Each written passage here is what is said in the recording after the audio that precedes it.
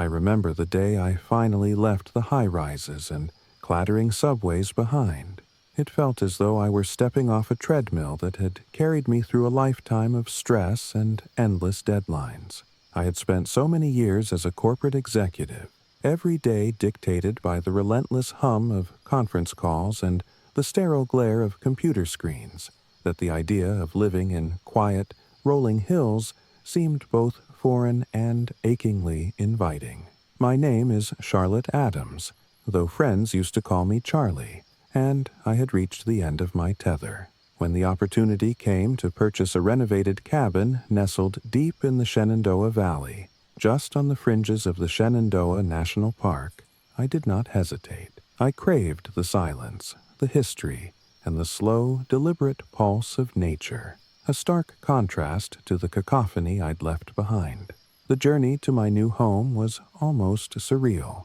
I drove along winding roads that snaked through lush forests and over gentle hills, each mile drawing me farther away from the concrete jungle. I remember how the early morning mist clung to the landscape, transforming every tree and stone into a ghostly figure from a bygone era. When I finally turned onto the gravel drive leading to my cabin, my heart beat with a mixture of trepidation and exhilaration. The cabin itself was an elegant, if weathered, structure with whitewashed wood and stone chimneys, set against a backdrop of ancient oaks and towering pines. It exuded a sense of timelessness, as if it had always belonged there, patiently awaiting my arrival. The first weeks were a baptism into a world completely removed from the rigid schedules of corporate life. I spent my mornings tending a modest garden and my afternoons restoring bits of old furniture salvaged from local barns. I even learned to light a wood stove properly, a skill I'd never needed in the fluorescent-lit corridors of my former office. But as pleasant as the rhythms of nature were, there was an underlying solitude that began to gnaw at me. I was alone with my thoughts, with nothing but the whisper of the wind and the rustle of leaves for company. At first, I welcomed the silence, thinking it a balm for my frayed nerves. Yet, as dusk fell one evening, a chill of something inexplicable brushed over me. It was at sunset, when the sky blushed with hues of deep rose and violet, that I first heard the sound, a faint, almost imperceptible rumble, like the distant echo of cannon fire. I sat on the porch, wrapped in a shawl, staring out into the valley where the light met the darkness, and there it was again, a muffled sound that seemed to vibrate with the weight of centuries. At first, I told myself it was nothing more than the settling of old wood, a natural creak in the building's bones. But as the days passed, that sound grew in intensity and clarity. I began to recognize it as something more than just an echo of nature, a sound reminiscent of musket fire, clashing in the twilight. The idea unnerved me. I had never expected to feel that kind of tangible history pressing in from the darkness. Then, one evening, as I sat with a cup of chamomile tea on the creaking wooden porch, I heard voices, soft, fragmented murmurs that floated on the breeze. They spoke in an accent I couldn't quite place, their words laced with sorrow and regret. The voices recited lines that seemed lifted from old Civil War ballads, verses of loss and duty that stirred something deep within me. I felt a profound sadness in their cadence, as if these spectral echoes were the last murmurs of soldiers long dead, still bound to the land by unhealed wounds. The thought sent shivers down my spine, but it also sparked an intense curiosity.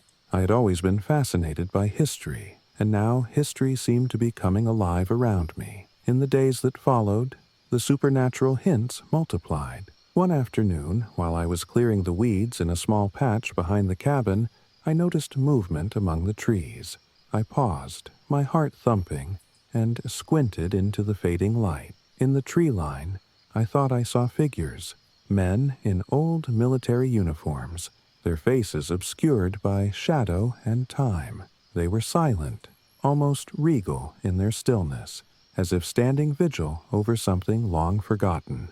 I blinked hard, and when I looked again, they were gone. I couldn't tell if it was a trick of my tired eyes or a genuine visitation, but the encounter left me both unsettled and inexplicably drawn to the mysteries unfolding around me. Determined to uncover the truth behind these unsettling signs, I began to delve into local history. I visited the small town nearby, its main street lined with weathered storefronts and old brick buildings that whispered tales of a time when the valley was a battlefield. In a cramped, cluttered library, I pored over records and newspapers dating back to the Civil War.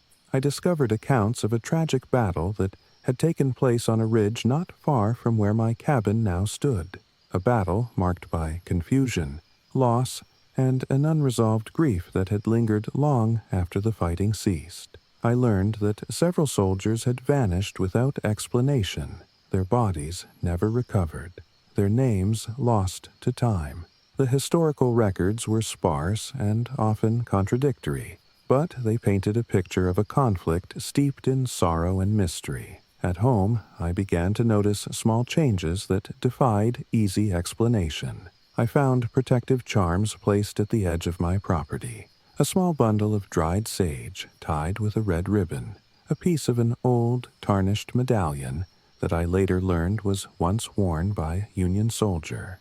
It seemed as though these relics were being left for me, silent tokens of remembrance from a time that refused to be forgotten. One night, after a particularly vivid bout of the ghostly musket echoes, I sat alone in my study and began to write down everything I remembered, every detail of the voices, the sounds, and the fleeting figures I'd seen. I filled pages with observations, sketches of the symbols etched on tree bark, and reflections on the sorrow that now filled the valley like a palpable mist. The turning point came on a night when the air was thick with humidity, and the sky was a deep indigo, scattered with stars. I had decided to conduct a midnight vigil, not out of fear, but out of a need to confront the unknown. I lit a few candles on the porch and sat there, wrapped in a blanket, my notebook open on my lap. The night was silent for a long while, the only sounds being the occasional rustle of leaves and the distant call of a night bird. Then, as if on cue, the soft clamor of musket fire rose again, accompanied by the murmuring voices. This time, however, the voices were clearer, their tones mournful yet insistent. I closed my eyes and let the sound wash over me, speaking softly to the darkness. I remember.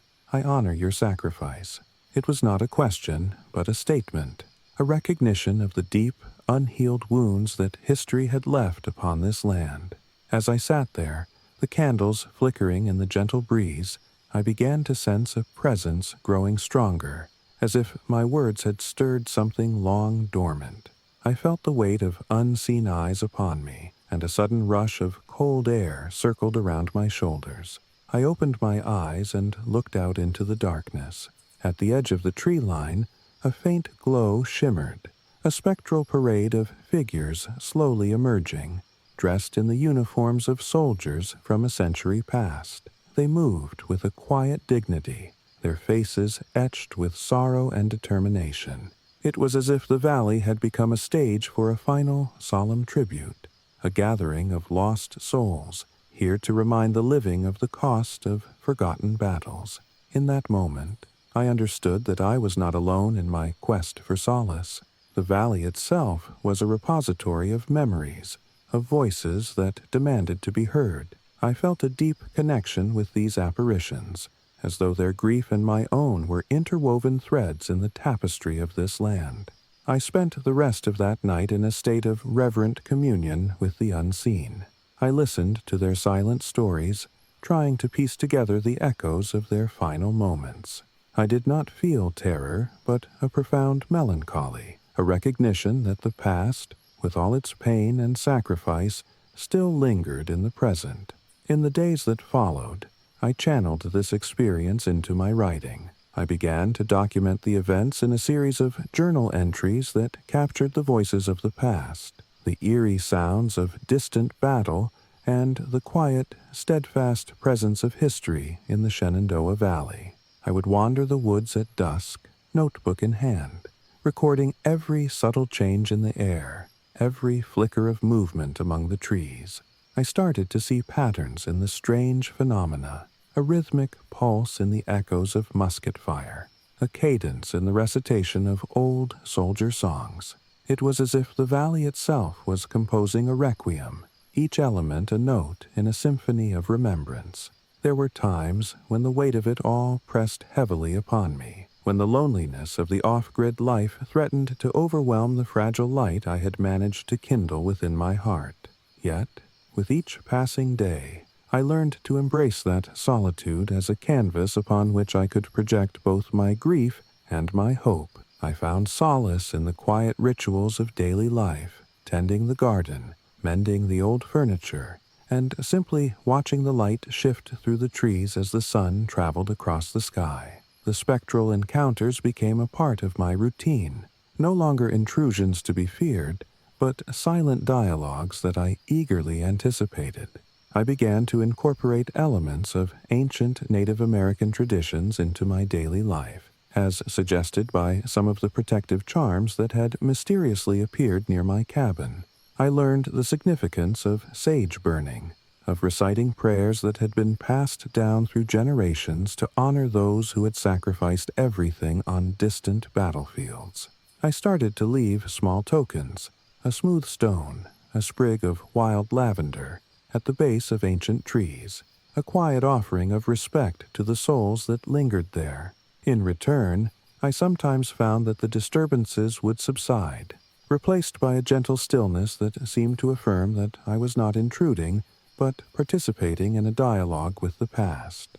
One crisp autumn evening, as the leaves turned to fiery shades of red and gold, I experienced what I can only describe as a moment of profound clarity. I had been walking along a narrow trail that wound its way through a stand of ancient oaks, the air cool and crisp against my skin. I paused beside a small clearing where the remnants of an old stone wall jutted from the undergrowth, a relic I later discovered of a long-forgotten skirmish. There, in the soft glow of the setting sun, I saw them again, the apparitions of soldiers, their eyes full of quiet sorrow and determination.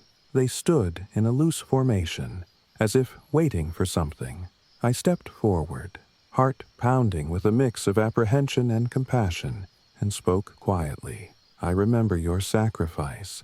I honor your memory. In that instant, the atmosphere shifted.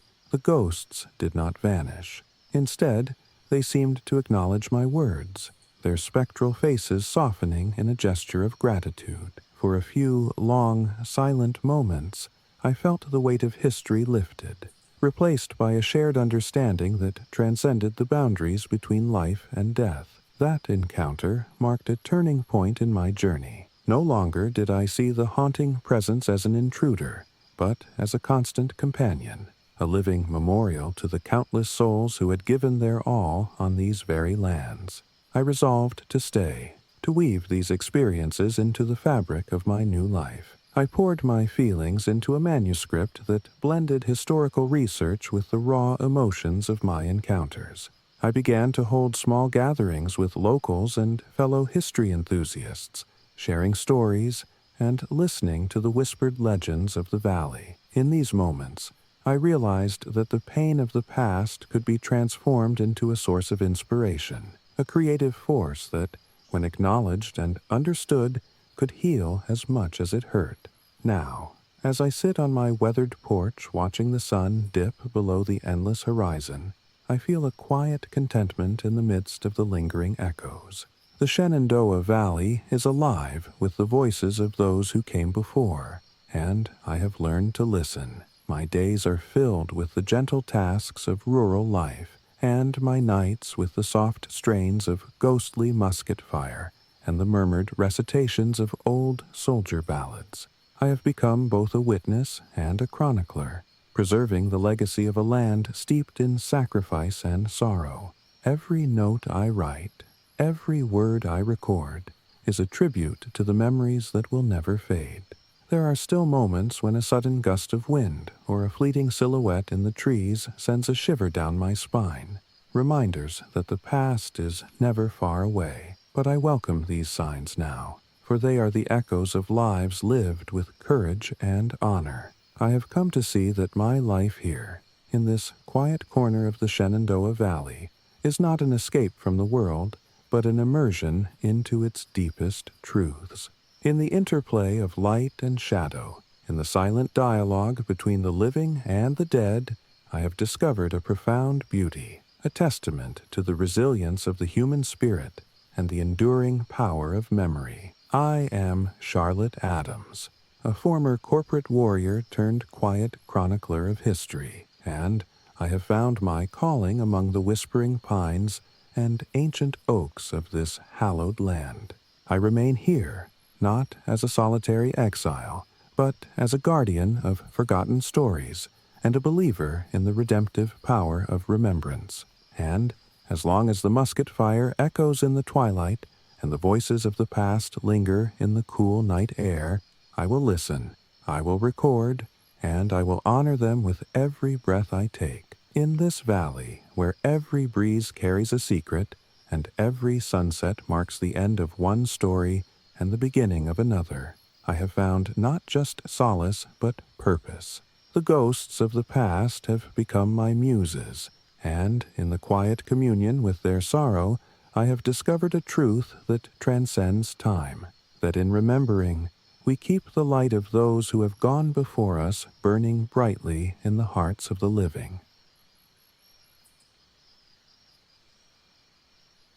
I never imagined that the echoes of a life I once knew would follow me into the silent, rolling hills of the Laurel Highlands. Yet, here I am, a retired high school teacher, burdened with memories of chalk dust and endless lesson plans, now living in a rambling farmstead on the outskirts of Ohiopyle, Pennsylvania.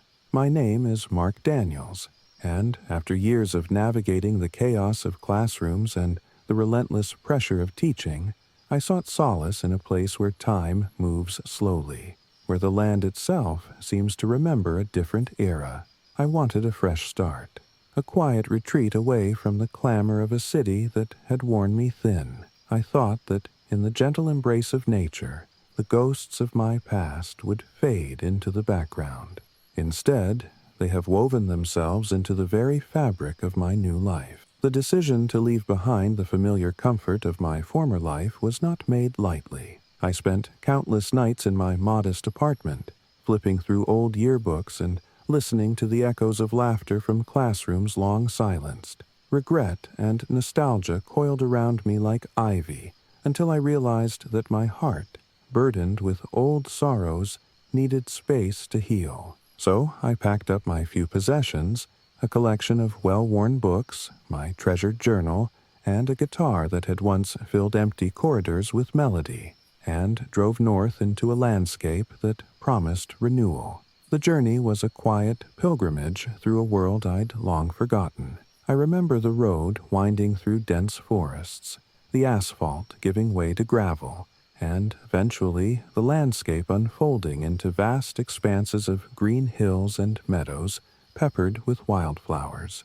When I first caught sight of my new home, a rambling farmhouse set against a backdrop of ancient trees and open fields, I felt a mix of hope and trepidation. The structure was old and weathered, its paint peeling in gentle ribbons, its porch creaking under the weight of memories. It was a place that whispered of bygone days, of children laughing in long-forgotten playgrounds, and of secrets hidden among the overgrown weeds. In the early days, I busied myself with the necessary work of rebuilding a life from scratch. Mornings were spent tending to a modest vegetable garden and fixing broken fences, afternoons dedicated to cleaning out the dusty rooms and mending the creaks in the wooden floors. Each small task carried with it a sense of accomplishment, a tangible reminder that I was constructing something new out of the fragments of my past. And yet, as the days stretched into weeks, I began to notice peculiar things that I could neither explain nor ignore. It started on a cool autumn evening. As the sun began its slow descent behind the hills, I was sitting on the sagging porch, nursing a cup of lukewarm coffee, when a sound drifted on the wind, a sound that struck me as both familiar and heart-wrenchingly sad. It was the distant toll of a broken school bell, its clang echoing through the twilight like a lament for days long gone. The sound, muted and ghostly, tugged at something deep inside me, stirring memories of classrooms filled with restless chatter and the distant laughter of children. I tried to dismiss it as a quirk of the old building, perhaps the bell from a nearby abandoned schoolhouse now carried by the wind. But night after night, the bell's mournful toll returned, each peal a reminder of a past I had thought was behind me. Then there were the playground remnants. One afternoon, as I was clearing a path through a neglected field behind the house, I discovered rusted, dilapidated playground equipment, arranged in a curious pattern near a copse of trees. A swing set, its chains creaking with the weight of time, hung silently in the fading light. There was something almost ritualistic about the way the pieces were arranged, like a memorial, deliberately set out for remembrance. My heart pounded as I wondered if these relics had been placed there by someone, or something, to signal a connection to the lost voices of the past. I took photos and sketched rough diagrams in my journal, determined to piece together the story behind these unsettling signs. I began to notice more anomalies at dusk. As the sky deepened into rich shades of purple and blue, I would catch fleeting glimpses of figures moving among the trees at the edge of my property. At first, I assumed they were trickery of the light, a trick my tired eyes played on me in the half-dark. But then I heard them, the echo of children's laughter, faint and bittersweet, as if it carried memories of a time when the air was filled with youthful joy. I couldn't tell if it was the wind dancing through the abandoned playground or something more spectral. Each evening, as I walked along a narrow trail near the field, the soft sound of laughter would rise and fall, disappearing just as quickly as it came. It was both comforting and deeply unsettling, a reminder of lives and moments that I could no longer reclaim. In my search for answers, I turned to the local community, a place where time seemed to move at its own languid pace, and where every face bore the marks of a hard-lived life. I visited a small, weathered diner on the outskirts of town, where the patrons spoke in low, measured tones about the history of the land. Over cups of strong, bitter coffee, I listened to stories of a once thriving school that had fallen into ruin, of families torn apart by tragedy, and of a strange melancholy that clung to the very earth. One elderly man, his eyes clouded with memories, told me about a time when the laughter of children filled the air, only to be silenced by an unexplained disaster that had left the community fractured and sorrowful. His voice trembled as he recalled how the remnants of that past, the bell, the swing set, even a faded mural of a schoolhouse on the side of an old barn, continued to haunt the area. I left the diner with a heavy heart and a mind swirling with questions. At home, the eerie signs began to intensify. I started noticing that in the corners of the farmhouse, the shadows seemed to move in patterns that mimicked the gentle, rhythmic swing of a playground. One night, as I sat by the window with my journal, I saw a faint outline of a child standing near the edge of the field, a ghostly figure that melted away as soon as I blinked. It was as if the spirit of a long-lost student was watching me, yearning for acknowledgement. The experience left me unsettled, but also strangely compelled to document every detail. I began keeping meticulous notes, the time of each sound, the location of every shadow, the exact conditions of the light and air. Every observation felt like a piece of a puzzle that I was determined to solve, a puzzle whose image was as elusive as the past itself. One particularly crisp evening, when the sky was a deep, velvety blue punctured by the silver of stars, I found myself wandering along the narrow path that led to the old playground. The air was cool and sharp, carrying with it the scent of fallen leaves and damp earth. I reached the clearing where the rusted swings and weathered slides lay forgotten, and I sat on a battered bench, listening to the wind whisper through the skeletal remains of the equipment. There, in the hush of twilight, I allowed myself to remember the echoes of my own childhood, a time when I had once taught in classrooms filled with laughter and the bright chatter of young minds. Tears welled up in my eyes as I felt the weight of all that had been lost, not just in the world around me, but within myself. In that moment of vulnerable remembrance, the sound of a distant bell resonated again, clearer and more insistent than ever before. It was as if the bell was calling out to me, urging me to piece together the fragments of a story that spanned generations. I stood, driven by an impulse I couldn't quite understand, and began to speak softly to the empty air. I remember. I haven't forgotten.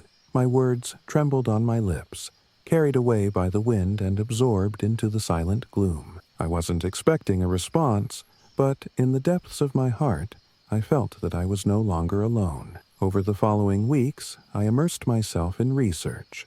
I visited the local library, poring over old newspapers and county records, searching for any reference to the mysterious events that had left such an indelible mark on the land.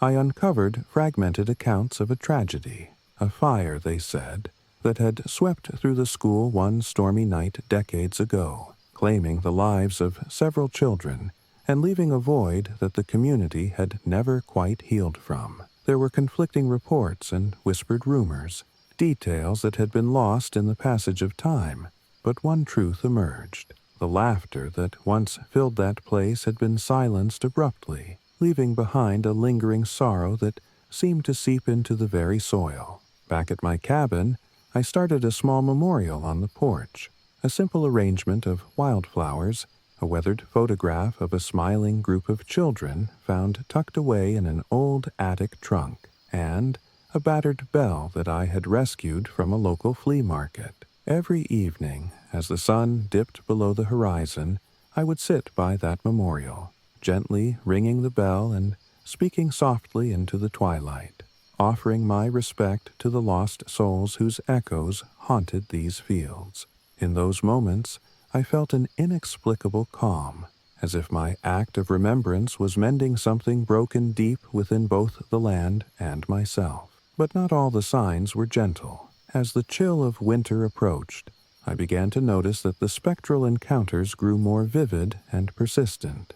One night, when the wind was bitter and the stars seemed to shudder behind swirling clouds, I awoke to the sound of frantic, ghostly laughter coming from somewhere outside.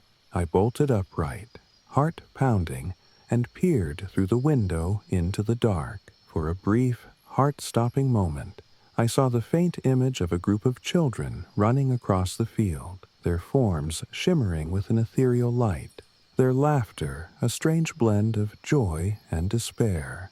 I rubbed my eyes, convinced that exhaustion was to blame, but when I looked again, the figures were still there, frozen in a tableau that defied explanation. The experience left me shaken, but it also confirmed what I had long suspected, that the past was not content to remain buried.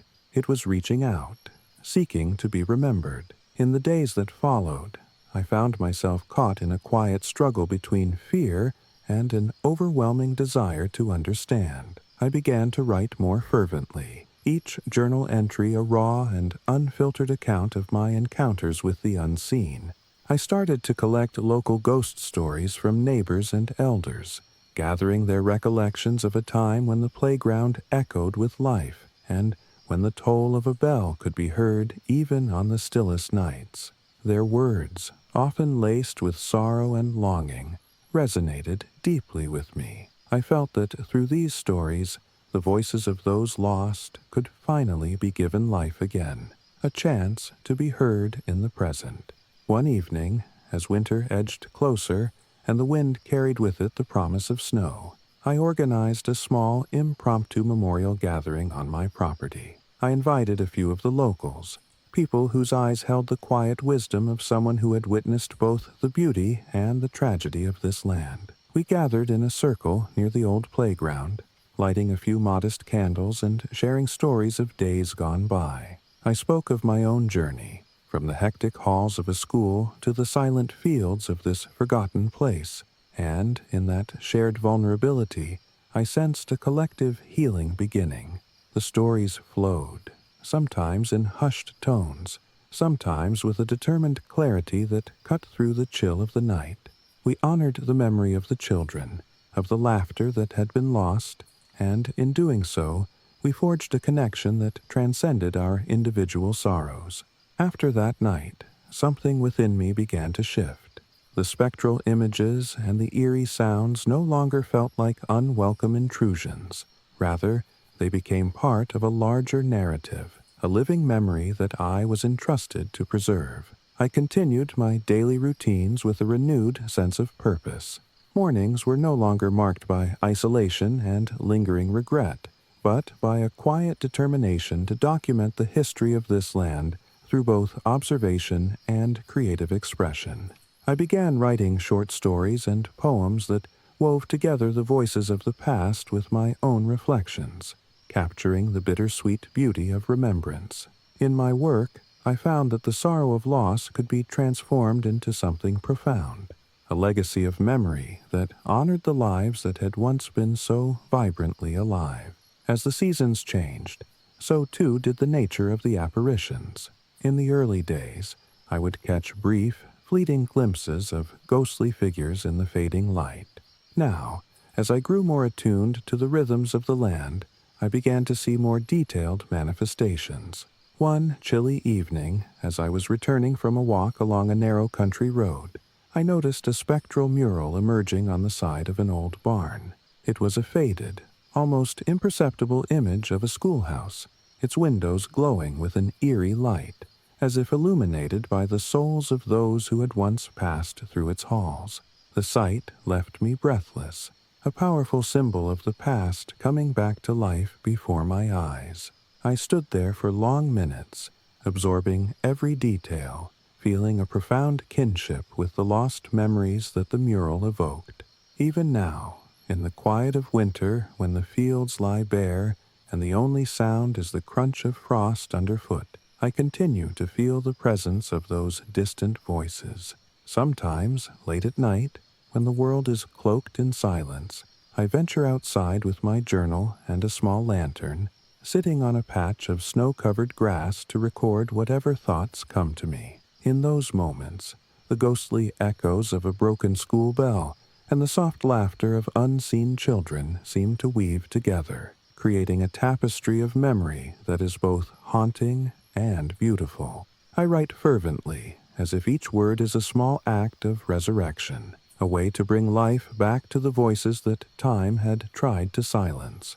I have come to understand that my life here is not just an escape from the past, but an embrace of it, a commitment to preserving the legacy of a community that was once vibrant and now exists only in whispers and shadows. I have learned that every sigh of the wind, every faint laughter carried on the breeze, is a reminder that the past lives on in unexpected ways. My work, both in the garden and in my writing, has become a tribute to that enduring spirit, a daily act of remembrance that transforms sorrow into art.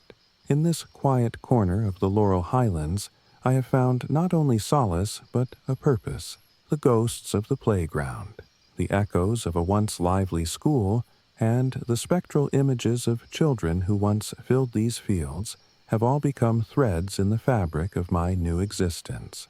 They are a part of me now, as much as the lessons I learned in my classroom, as much as the regrets I once carried. I have come to see that the past, with all its beauty and its pain, is an inseparable part of who I am. It is a tapestry of voices that, when listened to with compassion and care, can illuminate the darkest corners of the present. Now, as I sit by my kitchen window, watching the soft glow of twilight settle over the fields, I feel a quiet contentment. I have accepted that my journey from a life of bustling classrooms to the solemn stillness of this old farmstead was not a flight from pain, but an evolution, a transformation where each memory, no matter how bittersweet, finds its rightful place. I continue to chronicle the subtle symphony of this land, weaving together historical fragments, local legends, and my own reflections into a narrative that honors the past while gently nurturing the promise of tomorrow. I am Mark Daniels, a teacher no longer defined by the echoing voices of a classroom, but by the silent song of a land steeped in memory. I have learned to embrace the ghosts that wander these fields, and to see in them not mere apparitions of sorrow, but reflections of life's enduring resilience. In every creak of old wood, in every whisper of the wind through the barren playground, I hear a call to remember, to honor, and to transform grief into a living legacy. And so, each day I rise with the sun, tending to my garden, repairing the faded structures around the farmstead, and dedicating my evenings to the art of remembrance. I write, I reflect, and I listen, ever aware that the voices of the past are never far away. They linger in the rustling leaves, in the muted toll of an unseen bell, in the quiet laughter that sometimes graces the dusk. I have come to see that these echoes, though born of loss, are also gifts, a bridge connecting me to the people and the stories that have shaped this land. In the soft, forgiving light of dawn and the wistful hues of dusk, I have found a way to live with the sorrow, to transform it into a narrative of beauty and quiet strength. The ghosts of my former life, the children who once played in a long-forgotten playground, and the echoes of an old school bell all remind me that while time may pass, memory endures. And in that enduring memory, there is a kind of hope, a hope that even in isolation, we are never truly alone. I will continue to honor these voices in my writing, in the careful restoration of my surroundings, and in the gentle rituals that mark each passing day. My life here in the Laurel Highlands is a living testament to the transformative power of remembrance, a journey from loss to legacy, from regret to redemption. And as the night falls and the first soft notes of distant laughter drift on the wind, I know that I have found not only a refuge for my aching heart, but a canvas upon which to paint the quiet, enduring beauty of life itself. I always believed that the ocean held secrets too deep for words, secrets whispered on salt-soaked winds and carried on the endless, restless tides. I never imagined that I, Jasmine Green, a former marine biologist turned environmental activist, would one day trade the sterile hum of laboratory equipment for the rugged isolation of a weathered cottage on Maryland's eastern shore. Yet here I am, living off-grid in a modest, weather-beaten dwelling that sits just a stone's throw from the churning waters of the Chesapeake Bay, a place where every cresting wave seems to sing a mournful chanty of lost souls. I remember the day I decided to leave my old life behind with startling clarity. It was one of those moments when the relentless noise of modern existence finally becomes unbearable. I was standing on a crowded city sidewalk, feeling the press of bodies and the weight of concrete, when I felt an inexplicable pull, a quiet, insistent call from somewhere beyond the din of urban life. I closed my eyes and could almost hear the ocean's whisper, beckoning me to a world where nature's rhythm, not human clamor, set the pace of life. That moment changed everything. Within weeks, I had resigned from my position at a research institute I'd once cherished and set out on a journey toward a simpler, wilder existence. A journey that led me to a ramshackle cottage perched on a narrow strip of land along the bay. My new home was far from luxurious. The cottage, with its peeling white paint and sagging porch, had an air of neglected charm. Built decades ago by someone who clearly had a deep respect for the sea, it was tucked between dunes and marshland, and from every window I could see the endless expanse of blue punctuated by rocky outcroppings and drifting buoys. The very ground seemed to hum with an ancient energy, as if the tides had etched their memory into the earth itself. setting up my new life was a labor of love and perseverance. I spent long days repairing the creaking boards on the porch, rigging up a makeshift solar panel system to power a single light bulb, and learning how to live by the whims of wind, rain, and tide. The first nights were filled with a mixture of awe and uncertainty. I had grown up near the ocean and studied its mysteries, but living on its edge, so intimately entwined with its moods, was something altogether different. I remember lying awake on my lumpy mattress as the dark stretched out, punctuated only by the distant cry of a gull and the rhythmic lapping of waves against the shore. There was a timeless quality to those moments, a sense that I was suspended between past and present, between the tangible and the spectral. And then, as the nights deepened, I began to notice things that defied simple explanation. One chilly morning, just as dawn was breaking through a thick, ghostly fog, I was out on the weathered wooden dock, collecting driftwood for a small fire. The fog lay low over the water, turning the world into a hazy watercolor painting where shapes blurred and boundaries dissolved.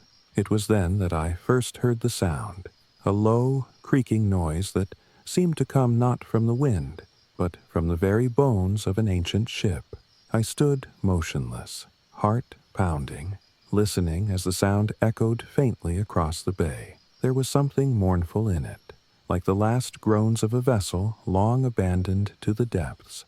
I brushed it off as the natural groaning of old timbers, perhaps remnants of a shipwreck resting on the shallow sands. Yet, as the fog lifted and the sun rose higher, I couldn't shake the feeling that the sound was deliberate, as if it were a message meant only for me. In the following days, as I became more accustomed to the rhythms of coastal life, strange phenomena continued to reveal themselves. On several early mornings, just as the world was bathed in the soft glow of dawn, I would catch sight of ghostly silhouettes drifting along the docks. At first, they were only half-seen figures, old fishermen in faded hats and worn coats, their features indistinct in the pale light. They appeared on the water's edge, standing at the dock as if waiting for a signal, then vanishing when the sun climbed a bit higher. The sight of them stirred something deep within me, a mixture of sorrow and wonder that I could not quite articulate. I began to wonder if these apparitions were echoes of a maritime past, perhaps the lingering souls of seamen lost to the capricious moods of the bay. My scientific mind wanted to rationalize every detail. I started recording these experiences in a leather-bound journal that I had brought along for this very reason. I noted the exact times when the silhouettes appeared, the conditions of the fog, and even the specific quality of the creaking sounds I had heard that fateful morning. I scoured local archives and visited a small maritime museum in a nearby town, delving into old ship logs and maritime journals. I discovered accounts of a series of mysterious shipwrecks along this stretch of coast, tragedies that had claimed the lives of numerous fishermen over a century ago. In one faded journal, I read of a once prominent schooner that had disappeared into a storm, its crew never found, its final voyage shrouded in inexplicable loss. The parallels between those stories and my own experiences were impossible to ignore. But it wasn't just the ghosts of shipwrecks that haunted me. As I settled into my new routine, I found remnants of maritime history scattered around the property. One rainy afternoon, while exploring the overgrown trail behind the cottage, I stumbled upon an old, rusted compass half buried in the sand. Its glass was cracked, and the needle swung erratically as if searching for a forgotten direction. Nearby, I discovered weather-beaten fragments of what appeared to be a maritime logbook, its pages salt-stained and fragile with age. Though I couldn't decipher all of the entries, the few legible lines spoke of eerie sightings and unexplained sounds, a record of encounters that resonated with my own experiences. I clutched these relics as if they were tangible proof that I was not alone on this journey, that the sea had its own way of reaching out across time and space. The nights grew longer as autumn settled in, and with them, the apparitions became more pronounced. I began to experience dreams that were vivid and unsettling. In one recurring dream, I found myself aboard a ghostly vessel, the deck slick with rain and the air heavy with the scent of brine and decay. Around me, shadowy figures in old-fashioned garb moved silently, their faces etched with a sorrow that transcended time. They spoke in hushed tones of storms and lost voyages, of promises unfulfilled and regrets that echoed with every crashing wave. When I awoke, I was drenched in sweat, and the remnants of their voices still lingered in my ears. I couldn't tell if these were mere dreams or if they were windows into another realm, a realm where the forgotten voices of the sea were desperate to be heard. In an effort to bridge the gap between the rational and the inexplicable, I began to incorporate coastal rituals into my daily life. Drawing on indigenous traditions and old maritime customs, I started holding small, nightly ceremonies to honor the departed. I would light a bundle of sage and let its aromatic smoke mingle with the salty air, reciting prayers that I had painstakingly pieced together from various sources. At first, these rituals felt awkward and contrived, but over time, they became a source of solace, a way to express my grief for the lost souls and my awe at the mysteries of the sea. On nights when the wind was calm and the tide rolled in gently, I would sit on the porch with my guitar, letting the soft strumming of chords carry my emotions out to the water. Music became my language of remembrance, a way to communicate with forces that defied explanation. One particular evening stands out in my memory, a night when the veil between the living and the dead seemed especially thin. The sky was overcast, and a thick fog rolled in from the bay, cloaking everything in a ghostly pallor. I sat on the dock, wrapped in a weathered blanket, watching as the world around me dissolved into shades of gray. Then, as if summoned by the silence, the haunting strains of an old shanty began to drift through the fog. It was a slow, mournful tune that spoke of lost love and endless waiting, sung in a voice that was both fragile and resolute.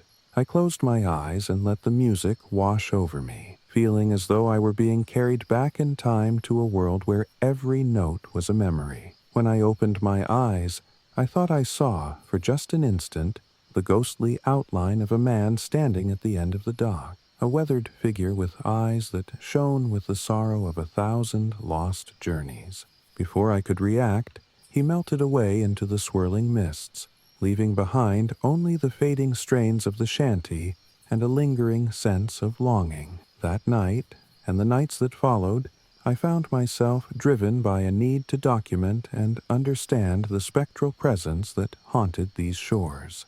I set up a series of cameras around the dock and along the edge of the water, determined to capture any sign of the apparitions that seemed to flit at the periphery of my vision. I also recorded audio, hoping to catch the faint echoes of shanties and whispered conversations that might reveal more about the past. Each morning, as I reviewed the recordings, I was struck by the uncanny clarity of the sounds. A creaking timber here, a soft hum of a tune there, and the occasional fleeting glimpse of a figure that vanished as quickly as it appeared. I couldn't shake the feeling that the sea was speaking to me, that every ripple, every gust of wind, was a message from those who had been lost to its depths. With every new piece of evidence, my scientific background warred with something far older and more instinctual, a deep-seated belief that the boundaries between the living and the dead were not as rigid as we often imagined. I began to see the apparitions not as malevolent forces, but as echoes of memory, a maritime requiem for lives once lived and dreams that had sunk beneath the waves. I immersed myself in the old logbooks and maritime journals I had found, piecing together stories of shipwrecks, doomed voyages, and the quiet heroism of fishermen who had braved the capricious moods of the bay. The more I learned, the more I realized that these ghostly encounters were part of a larger tapestry, a legacy of sorrow and resilience woven into the very fabric of this place. There were moments, too, when the isolation of off-grid life pressed in on me with a tangible weight. In the still hours before dawn, when the only sound was the rhythmic lapping of water against the shore, I would feel an overwhelming loneliness, a reminder that even in a world as vast and mysterious as the Chesapeake Bay, one can feel profoundly alone. Yet, in those moments of solitude, I also found a deep connection with the forces that surrounded me. The sea, with its endless horizon and its secretive depths, became both a mirror and a muse. I learned to read the tides as if they were a language, each ebb and flow a stanza in an ancient poem. I listened to the creaks of old ship timbers and the faint, mournful echoes of voices long silenced, allowing them to guide my thoughts and inspire my art. My days soon fell into a rhythm, a delicate balance between the practical work of maintaining my off-grid life and the quiet, relentless pursuit of understanding the spectral legacy of the bay. I spent mornings checking my equipment, repairing the creaking boards of the dock, and tending to a small vegetable garden that thrived in the salty soil. Afternoons were devoted to writing and recording my observations, my journal filling with detailed notes and sketches of the symbols I had seen etched into driftwood and barnacle-encrusted rocks. And at night, under the watchful eye of the moon and stars, I held my nightly ceremonies, singing old shanties, playing my guitar, and whispering prayers into the darkness. One evening, after a particularly stirring performance of a shanty that had me in tears, I found myself drawn to the water. I stepped off the dock and waded into the cool, brackish shallows, feeling the pull of the tide wrap around my legs like an ancient embrace. The water was dark and deep, and as I stood there, the sound of the waves mingled with the distant strains of music, creating a symphony that seemed both timeless and heartbreaking. In that moment, I felt a presence so vivid it took my breath away, a sensation as if the spirits of the lost fishermen were gathered around me, their memories coursing through the water and into my very soul. I knelt down, letting the water lap at my skin, and whispered, "I remember you. I honor your legacy." It was a simple utterance, but in its vulnerability lay a profound truth, that the past, with all its pain and beauty, was inseparable from my own journey. Over the following months, I immersed myself further in this life of quiet mystery. I began to hold small gatherings with a few like-minded locals, old sailors, coastal artisans, and even a reclusive historian who had spent decades studying shipwrecks along the bay. In these intimate meetings, held in the warmth of a community center tucked away in a weathered building, we shared stories and theories about the apparitions and the legends that haunted the bay. Each story was a piece of a puzzle, each recollection a brushstroke on the vast canvas of the Chesapeake's hidden history. I realized that the ghostly figures and the mournful shanties were not isolated phenomena, but echoes of a shared past, a collective memory of a people who had once braved the mighty sea and whose lives had been etched into its shores. Through it all, I continued to create. I painted the shifting moods of the bay in vivid watercolors, capturing the interplay of light and shadow on the water, the ephemeral forms of ghostly figures that seemed to rise from the mist. I wrote poems that wove together the scientific precision of my former studies with the raw, unfiltered emotions of my nightly encounters. My art became a living archive, a bridge between the rational mind I once possessed and the ineffable, haunting beauty of the unknown. With each piece, I felt that I was preserving a fragment of the bay's memory, a silent testament to the lives that had come before, and the mysteries that still lingered in every ripple and gust of wind. Now, as I sit on the weathered porch of my little cottage, watching the tide roll in under a sky awash with the glow of the setting sun, I feel an overwhelming sense of both melancholy and hope. The Chesapeake Bay, with its restless waves and hidden depths, continues to whisper its secrets, secrets that I have learned to listen to with both scientific curiosity and a poet's heart. I have come to understand that the ghostly apparitions, the creaking ship timbers, and the faint echoes of shanties are not merely signs of tragedy or loss. They are the living pulse of a history that refuses to be forgotten. Each day, I rise with the tide and work to maintain this fragile sanctuary I have built, a life that is as much about survival as it is about remembrance. I have learned to live with the uncertainty, to embrace the moments when the line between the tangible and the spectral blurs into a single, seamless tapestry of memory and emotion. And in that embrace, I have discovered a profound truth that the past, with all its beauty and sorrow, is not something to be feared or forgotten, but something to be honored and celebrated. I am Jasmine Green, and my journey here has been one of transformation, a pilgrimage from the structured world of science and activism to a realm where the mysteries of the sea and the echoes of lost souls converge in a haunting symphony of nature. The Chesapeake Bay has become my muse, my mentor, and my constant companion, a reminder that even in the depths of isolation, there is beauty to be found, and even in the silence of forgotten tides, the voices of the past continue to sing. As the night falls and the first stars pierce the dark veil overhead, I close my journal and listen once more to the murmuring of the water and the soft, distant strains of an old shanty. In that timeless moment, I feel a deep, abiding connection to all those who have come before me, fishermen, sailors, and dreamers whose lives were once woven into the very fabric of the bay. Their memories, like the tides, rise and fall, and in their ebb and flow, I find the strength to keep moving forward.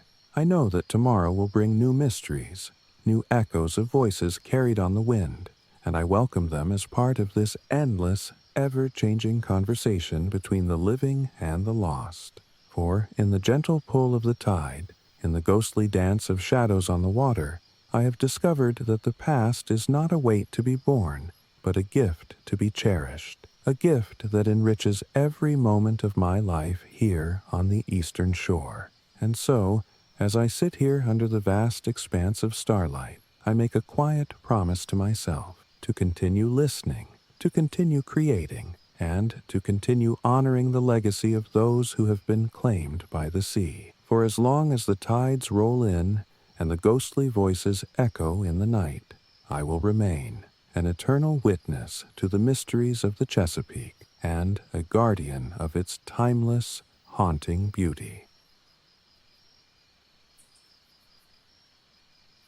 I remember the moment I stepped off the rattling bus near the New River Gorge, a barren stretch of road that led me into a world as rugged as the memories I'd carried from my past. I was Logan Carter, a former military man whose every step was haunted by the ghosts of combat and the ceaseless whispers of a life that had been both my sanctuary and my torment. The air here was thick with the scent of pine and damp earth, and as I pulled my worn duffel bag over my shoulder, I couldn't help but feel that I had finally reached a place where silence might help drown out the relentless echoes of war that had followed me for so long. My new cabin was a modest structure tucked away in the shadow of the New River Gorge in West Virginia, a remote haven built by hands long gone, its wooden walls weathered by decades of wind and rain. The isolation was palpable from the moment I arrived. There was no hum of traffic or neon glow to distract me, only the steady, natural cadence of the wilderness. I spent my first few days laboring over repairs, patching broken boards on the porch, setting up a rudimentary generator, and learning the quirks of off-grid living. Each task was an exercise in patience and self-reliance, a stark contrast to the regimented, precision-driven routines of my military past. Yet, even as I began to shape this new life, a sense of foreboding lingered, a quiet pressure that hinted I wasn't the only inhabitant of these woods. It started subtly, almost imperceptibly at first, One cool evening, as the sun bled its last crimson hues into the sky, I sat on the creaking front porch with a cup of lukewarm coffee and listened. At first, I thought the sound was merely the wind teasing the branches of the towering trees, but then I heard it, a distant bugle call, soft and haunting, echoing through the valley. The sound was unmistakable, a clear note that seemed to carry with it the weight of lost time. It stirred something deep inside me, a cocktail of nostalgia, grief, and a quiet terror that I had tried so hard to bury. I sat there long after the call had faded, trying to convince myself it was just a trick of the wind, yet knowing deep down that it was more than that. In the following days, the signs grew more insistent. I began to catch fleeting glimpses of movement in the wooded periphery of my property, figures that seemed to be draped in the shadows of a long-forgotten uniform. In the half-light of dusk, when the boundary between day and night blurred, I saw silhouettes that resembled soldiers on patrol. They moved with an otherworldly grace, their forms occasionally illuminated by the glint of a distant light, only to vanish when I approached. It wasn't long before these ephemeral visions triggered memories of my own past, the relentless barrage of combat images and the unyielding pressure of orders in the midst of chaos. I'd spent years on active duty, and even now, after all this time, the specter of war lurked in the corners of my mind. But I had come here to heal, to escape the relentless replays of battlefield terror, and yet it seemed that the very wilderness around me was determined to force me to confront those demons head-on. At night, the experience became almost unbearable. I started having nightmares that blurred seamlessly with reality. I would awaken in the small bed of my cabin, heart hammering, drenched in sweat, with vivid images of ghostly figures marching in formation before my eyes.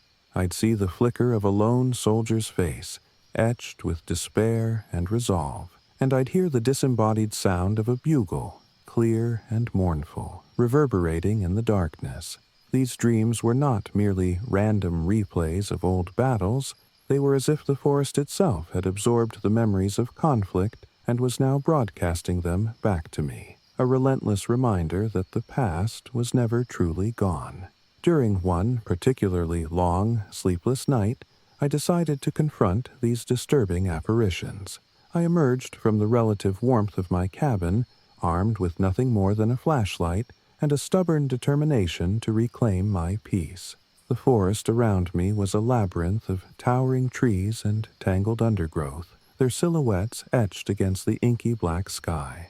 I walked along a narrow, winding trail, the beam of my flashlight cutting a narrow path through the darkness. Every crunch of leaves underfoot and every distant rustle set my nerves on edge. I paused frequently, listening, trying to determine whether I was alone or if unseen eyes were watching my every move. Then, as I neared a small clearing where the trees opened up to reveal the vastness of the gorge below, I heard it again, a distant bugle call, resonating with a sorrow that seemed almost tangible. I froze in the middle of the path, heart pounding so loudly I was sure it would betray me to whatever might be out there. In that moment, I realized that this was no random sound of nature. It was as if the very air was charged with the remnants of a battlefield, a place where time had folded in on itself and left behind echoes of orders, honor, and loss. I closed my eyes, trying to steady my breath, and allowed the sound to wash over me. I whispered, "I hear you," not knowing if I was speaking to a phantom of my past or to something else entirely, an ancient presence that had made these woods its eternal resting place. In the weeks that followed, I became consumed with understanding these uncanny occurrences. My days were filled with the mundane tasks of survival, fixing the generator, tending a small garden, reading manuals on off-grid living, but my nights were dominated by a strange vigil. I set up a series of recording devices around the cabin, hoping to capture any anomaly that might provide clues to the ghostly apparitions.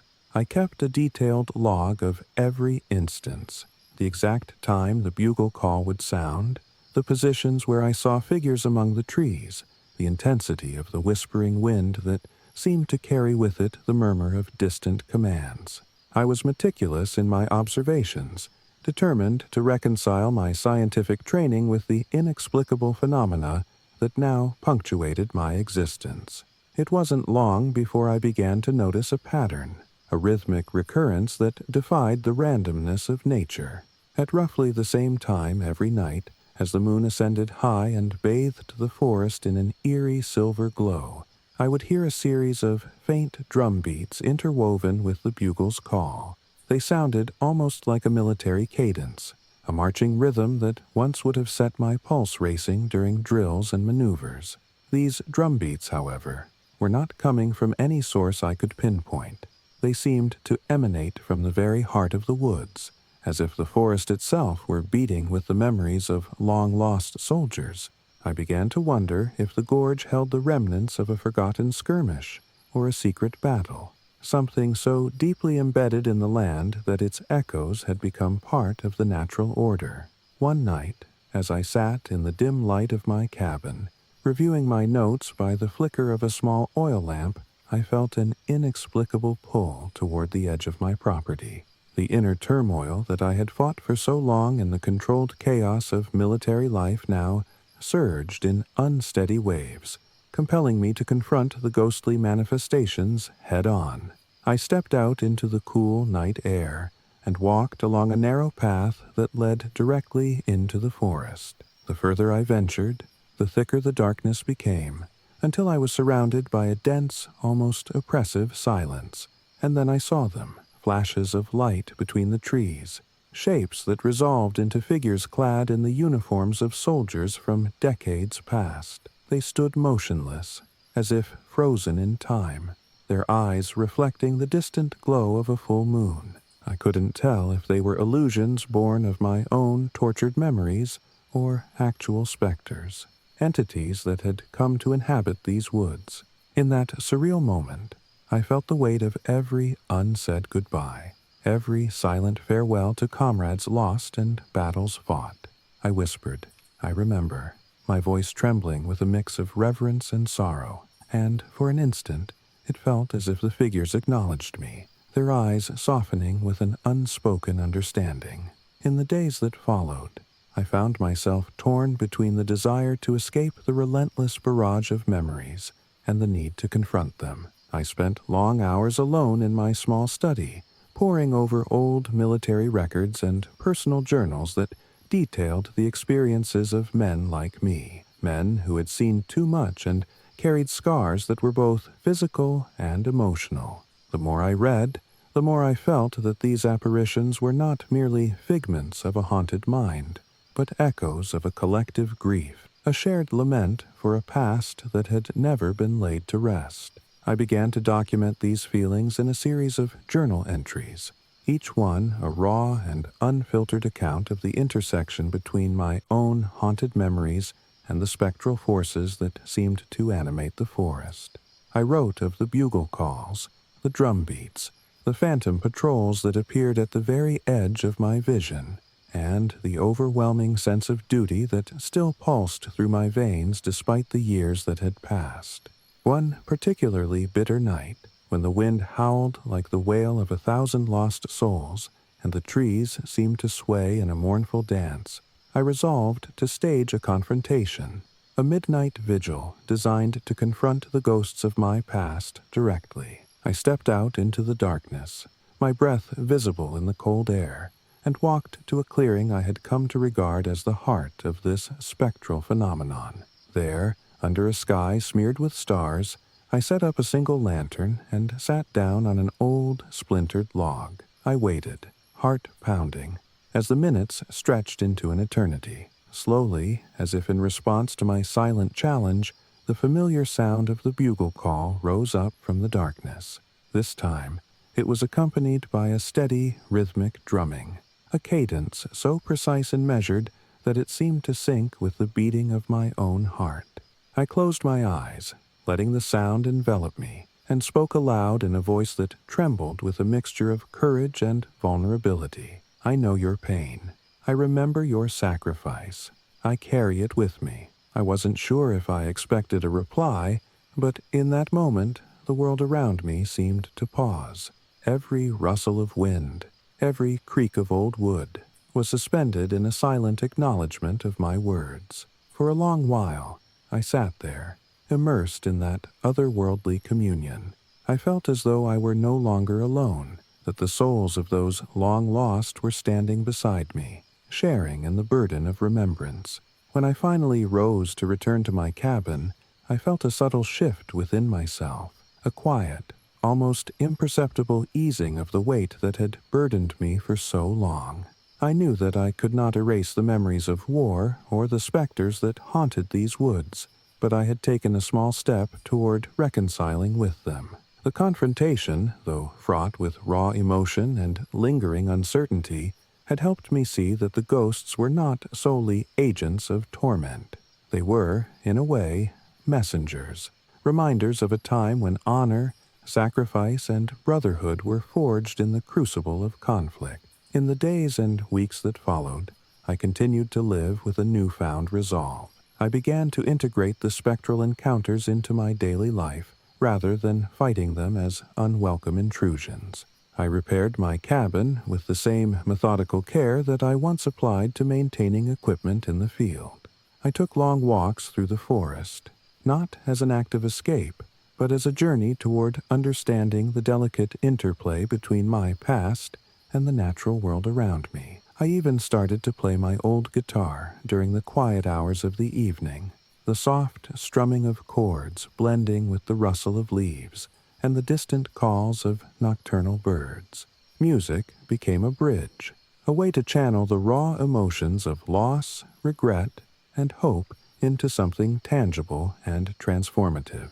My nightly vigils continued, each one a quiet dialogue between the living and the spectral. I recorded my observations in my journal with an honesty that bordered on catharsis, detailing every sound, every flicker of movement in the darkness, every moment when I felt the overwhelming presence of those who had once shared the battlefield with me. I began to see patterns in the apparitions, flashes of a soldier's face here, a formation of figures there, each a thread in a tapestry of memory that spanned the decades since the war. With each encounter, I felt a little less isolated, a little more connected to the larger narrative of sacrifice and honor that had defined my life. There were still moments of intense vulnerability, when the ghosts of the past would surge forth with an almost palpable force, overwhelming me with the raw emotion of their collective grief. In those moments, I would retreat into the quiet sanctuary of my cabin, where I'd spend hours in reflective solitude, replaying the images and sounds in my mind until I could see them as part of a larger, more forgiving story. I began to accept that the nightmares, the phantom patrols, and the spectral drumbeats were not punishments for my past, but echoes of a shared history, one that demanded to be remembered, not to be erased. In time, I found that the forest around the New River Gorge was as much a part of my healing as it was a repository of painful memories. The towering trees, the steady murmur of the river, and even the soft, distant calls that reminded me of old orders began to feel like a living, breathing entity, one that held within it both the scars of battle and the promise of renewal. I started to work on a collection of memoirs, a narrative that wove together my experiences in combat with my quiet, ongoing struggle to find peace in the solitude of nature. Writing became an act of reconciliation, each word a small step toward integrating the fractured parts of my past into a coherent whole. Evenings would find me sitting on the back porch of my cabin, the chill of the night air tempered by the gentle glow of a lantern as I listened to the forest. There were nights when the distant bugle call and rhythmic drumming would seem to echo not with menace but with a kind of solemn majesty, a reminder that every life lost, every battle fought, was part of a continuum that connected us all. I began to view those spectral voices as an enduring tribute to the bonds formed in the crucible of war, a bittersweet melody that played on, long after the fighting had ended. Now, as I write these words with the soft hum of the river in the background and the steady, reassuring presence of the forest all around me, I feel a deep sense of acceptance. I know that I will always carry the scars of my past, the nightmares, the flashbacks, the ghostly apparitions that sometimes invade my quiet moments. But I have also come to understand that these are not chains that bind me, but threads that connect me to something greater than myself. They are a reminder that even in the depths of despair, there is honor, there is memory, and there is a chance for redemption. I am Logan Carter, and my journey from the horrors of battle to the quiet refuge of the New River Gorge has been one of painful transformation and unexpected grace. Here, in the wilds of West Virginia, where the boundaries between the living and the dead blur under the moon's pale light, I have found a way to make peace with the ghosts of my past. Each day, I wake with the determination to live fully, to repair, to create, and to honor the sacrifices that have shaped me. And every night, as the distant bugle calls and the spectral drumbeats echo through the ancient trees, I listen with a heart that has learned to accept the mingling of sorrow and hope. There is a beauty in the struggle, a quiet dignity in the way the past and present converge in these hallowed woods. I continue my vigil not out of fear, but out of reverence for the lives that came before me, a testament to the enduring spirit of those who once marched in the shadow of conflict, in the soft, persistent murmur of the forest, in the gentle cadence of an unseen drum. I have found a voice that speaks not of regret, but of resilience and healing. I walk these wooded paths every day, sometimes alone, sometimes joined by the faint, ghostly echoes of soldiers past, and I am learning to carry my memories with a newfound strength. The battles I fought on distant fields have not been erased by time. They live on in the rustling leaves, in the quiet power of nature, and in the steady heartbeat of a man who has faced his demons and chosen to live beyond them. The ghosts that once haunted me now serve as a solemn reminder of what it means to sacrifice, to endure, and ultimately to hope. In the cool, pre-dawn hours, as I prepare to face another day in this rugged, untamed land, I feel a quiet resolve settling in, a determination to honor my past without letting it define my future. I have come to understand that my scars, both seen and unseen, are part of a larger story, a story that is interwoven with the timeless rhythms of the New River and the eternal whisper of the wilderness. And in that story, there is a place for both remembrance and renewal, for sorrow, and for the kind of healing that only nature can offer. I remain here in the shadow of the New River Gorge, not as a man haunted by what once was, but as one who has learned to live with the echoes of a troubled past, finding beauty in the juxtaposition of memory and nature. Each night, as I sit on my porch listening to the distant echoes of a bugle call and the soft, almost imperceptible beat of an ancient drum, I feel an enduring connection to my comrades, to the land, and to the part of me that still believes in the possibility of peace. I am Logan Carter, and this is my story, a story of battle and loss, of spectral echoes and quiet triumph, and of the enduring hope that, even in the heart of darkness, a man can find his way back to the light.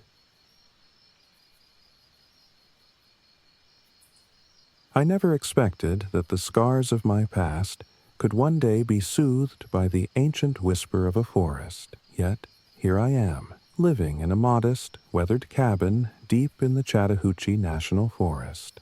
My name is Elliot Price, and I once spent my days rushing from one emergency to the next as a paramedic. I was used to chaos, the sirens, the frantic calls for help, the quick decisions that often meant the difference between life and death. But after a series of personal tragedies that left me raw and hollow, I found myself desperate for silence, for a chance to heal away from the relentless pressure of modern life. I left behind a world of harsh neon lights and sterile hospital corridors to seek solace in a place where nature still held secrets older than time. The decision wasn't easy, and it came with its own set of fears. Yet something about the rugged, untouched beauty of northern Georgia called out to me, promising that I might rediscover a part of myself that I'd long thought was lost. I arrived at my new home on a cool, misty morning that seemed to shimmer with promise. The drive into the forest was a slow descent into a realm that existed far from the clamor of the city, a world dominated by towering pines, winding dirt roads, and the soft murmur of streams hidden among the undergrowth. The cabin itself was a humble structure, built long ago by someone who, like me, sought refuge in nature. Its wooden walls bore the patina of years, and the porch sagged under the weight of countless sunsets. I spent the first few days getting acquainted with my surroundings, repairing broken boards, checking the old water pump, and learning the rhythms of off-grid living. Every task was a small act of rediscovery, a reminder that life here moved at a slower, more deliberate pace, a pace that allowed for reflection, for quiet moments when one could truly listen. But it wasn't long before the forest began to reveal its deeper, less tangible side. I started experiencing vivid dreams that would jolt me awake in the middle of the night. In these dreams, I often found myself wandering along a mossy trail illuminated by the soft glow of a full moon.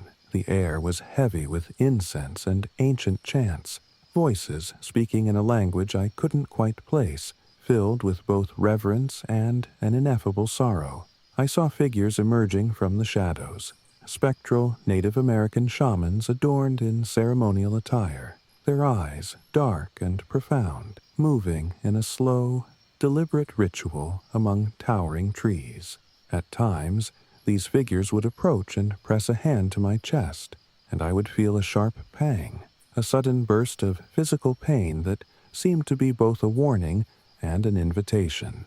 When I awoke, my body would throb with inexplicable aches, as if the forest were reminding me that its power was not something to be taken lightly. During the days that followed, these dreams began to intrude upon my waking life. While foraging for firewood, or walking along the narrow trails that crisscrossed the forest, I would catch fleeting glimpses of totems carved crudely into the bark of ancient oaks and pines.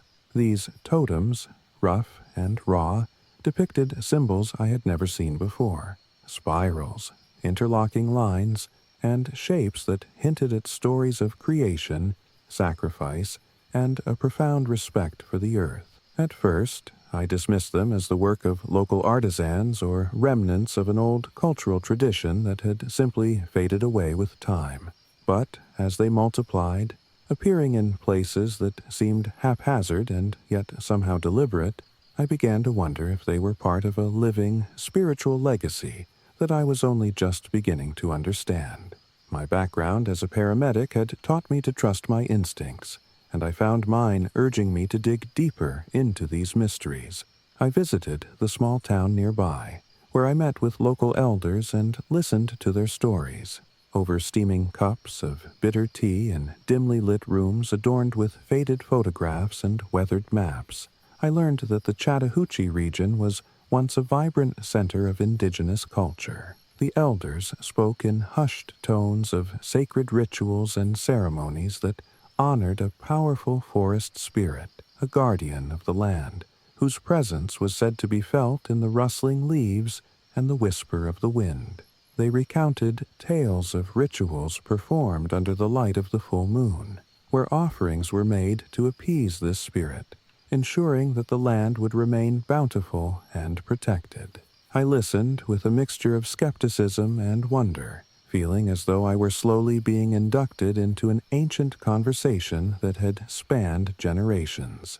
In the weeks that followed, my nights became a careful dance between sleep and wakefulness, between dreams that blurred into reality and moments of startling clarity. I began to adopt some of the local traditions, incorporating nightly cleansing rituals into my routine.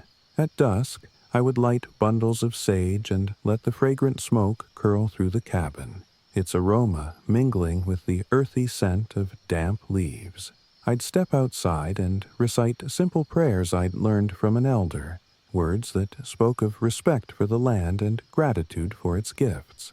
At first, these rituals felt awkward and contrived, a feeble attempt to impose order on an order of nature far older than any human construct. Yet, over time, they became a source of comfort. I found that the act of honoring the forest's ancient energy helped to ease the disquiet that had settled in the pit of my stomach. The inexplicable pain that sometimes surged through me would lessen after a night of sincere prayer and quiet meditation, as if the forest were acknowledging my respect and gradually allowing me to share in its burdens. There were, of course, nights when the mystery felt overwhelming. I recall one particularly stinging evening when a storm had swept in unexpectedly, darkening the sky and drenching the forest in a relentless downpour. I lay awake in the small, creaking bed of my cabin, the sound of rain pounding on the roof a constant, drumming beat. In that oppressive darkness, I began to see shapes moving at the edge of my vision, shadows that seemed to coalesce into human forms, their eyes glinting with an unspoken message. I couldn't move, couldn't call out, as if paralyzed by the weight of centuries of sorrow and tradition. In those moments, I felt an acute connection to the spectral figures of my dreams, the shamans, the totem carvers, and a deep, aching need to understand their purpose. I remembered the elders' words about the forest spirit, and I wondered if these apparitions were trying to communicate, to tell me something about the balance between man and nature, about the costs of neglecting the sacred. As time passed, I began to document these experiences with the precision of a scientist and the raw emotion of a poet. I filled countless pages of my journal with descriptions of the dreams, the carved symbols, and the sensations that rippled through my body during moments of inexplicable pain. I recorded the specific times of the apparitions, the weather conditions, the sounds that accompanied them, a chorus of wind, rain, and a strange, low humming that I could almost interpret as a chant. Every observation, every detail, was a thread in a tapestry I was slowly weaving, a tapestry that connected my own personal grief and loss to something far greater and far older than I could have ever imagined. In my solitude, I also found solace in the small acts of creation that became a daily ritual. I began to paint, using watercolors and pastels to capture the shifting moods of the forest, the gentle greens of new leaves, the deep, sorrowful blues of twilight, the raw, vibrant reds of a setting sun. My canvases became an exploration of the ephemeral, a tribute to the living spirit of the land. I painted the totems I'd seen carved on tree bark, the ghostly faces that had visited me in dreams, the silent gestures of ancient figures who seemed to appear when I was most vulnerable. With each brushstroke, I felt a connection strengthening between myself and the forest, a connection that was as much about healing as it was about preserving a memory. There were moments of quiet revelation, too, when the forest would seem to respond to my presence. One evening, after a particularly moving ritual by the light of a full moon, I stepped outside and found a small offering left at my doorstep, a bundle of wildflowers wrapped in faded fabric, accompanied by a single, smooth stone, etched with strange symbols. I held the stone in my hand, feeling a warmth that belied its cool surface, as if it were imbued with a gentle, affirming energy. In that moment, I understood that the forest, with all its mystery and ancient power, was acknowledging my effort to honor its legacy. The pain that had once surged unpredictably through me began to ebb, replaced by a cautious sense of acceptance.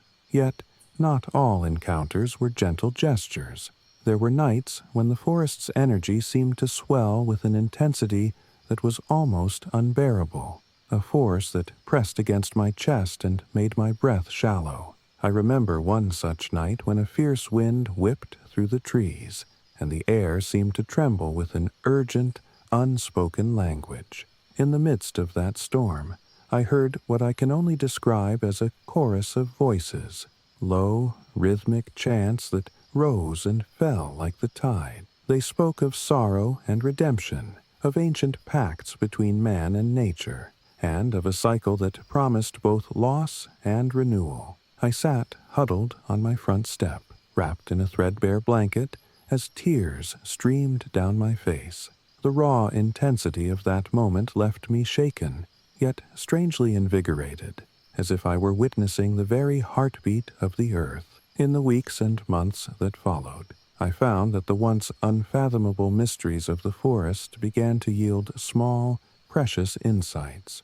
I became a student of the land, learning not only its practical secrets, how to forage, how to live off its bounty, but also its spiritual language.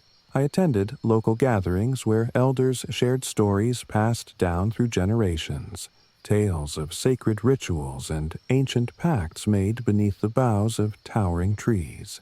I learned that the forest spirit was believed to be a guardian of life and death, a force that balanced the natural world by embracing both creation and decay. These teachings resonated deeply with me, for I had known both the fragility of life in the aftermath of personal loss and the brutal, unyielding reality of death on the streets and in the hospitals where I once worked. Slowly, I began to integrate these lessons into my own daily life. I established a nightly ritual of meditation by a small stream that ran near my cabin, where I would sit for hours, letting the steady flow of water soothe my troubled mind.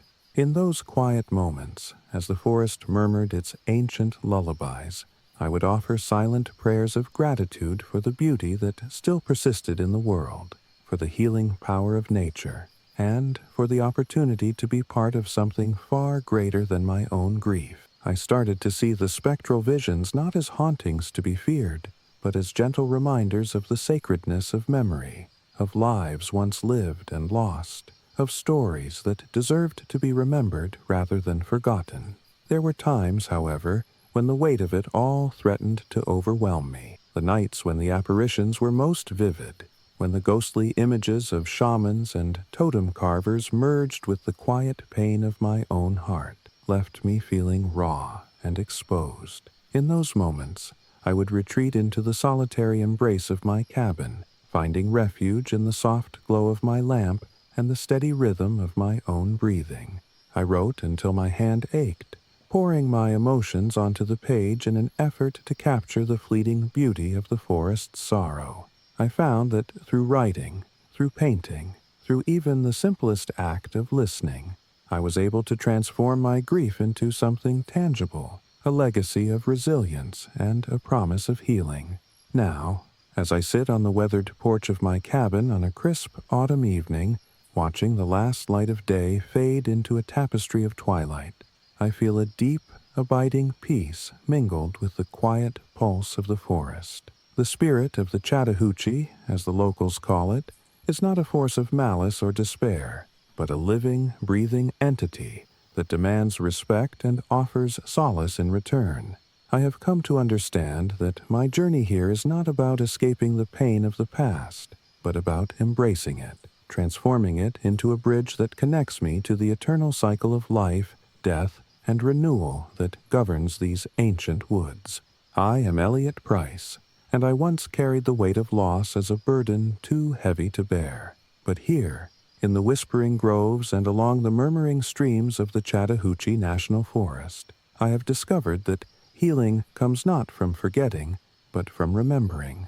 I have learned that every scar, every burst of inexplicable pain, is a reminder of a love and a life that once was, and that, when honored, can serve as a guide toward a brighter, more compassionate future. Each day I rise with the sun and work to maintain the delicate balance of my off-grid life, and each night I light sage and offer my prayers, knowing that I am the part of an ancient dialogue between man and nature.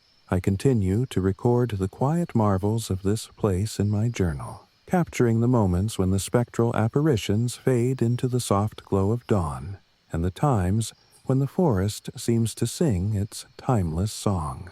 I have become both a student and a guardian of these secrets, determined to live in harmony with the past and to allow its wisdom to guide me forward.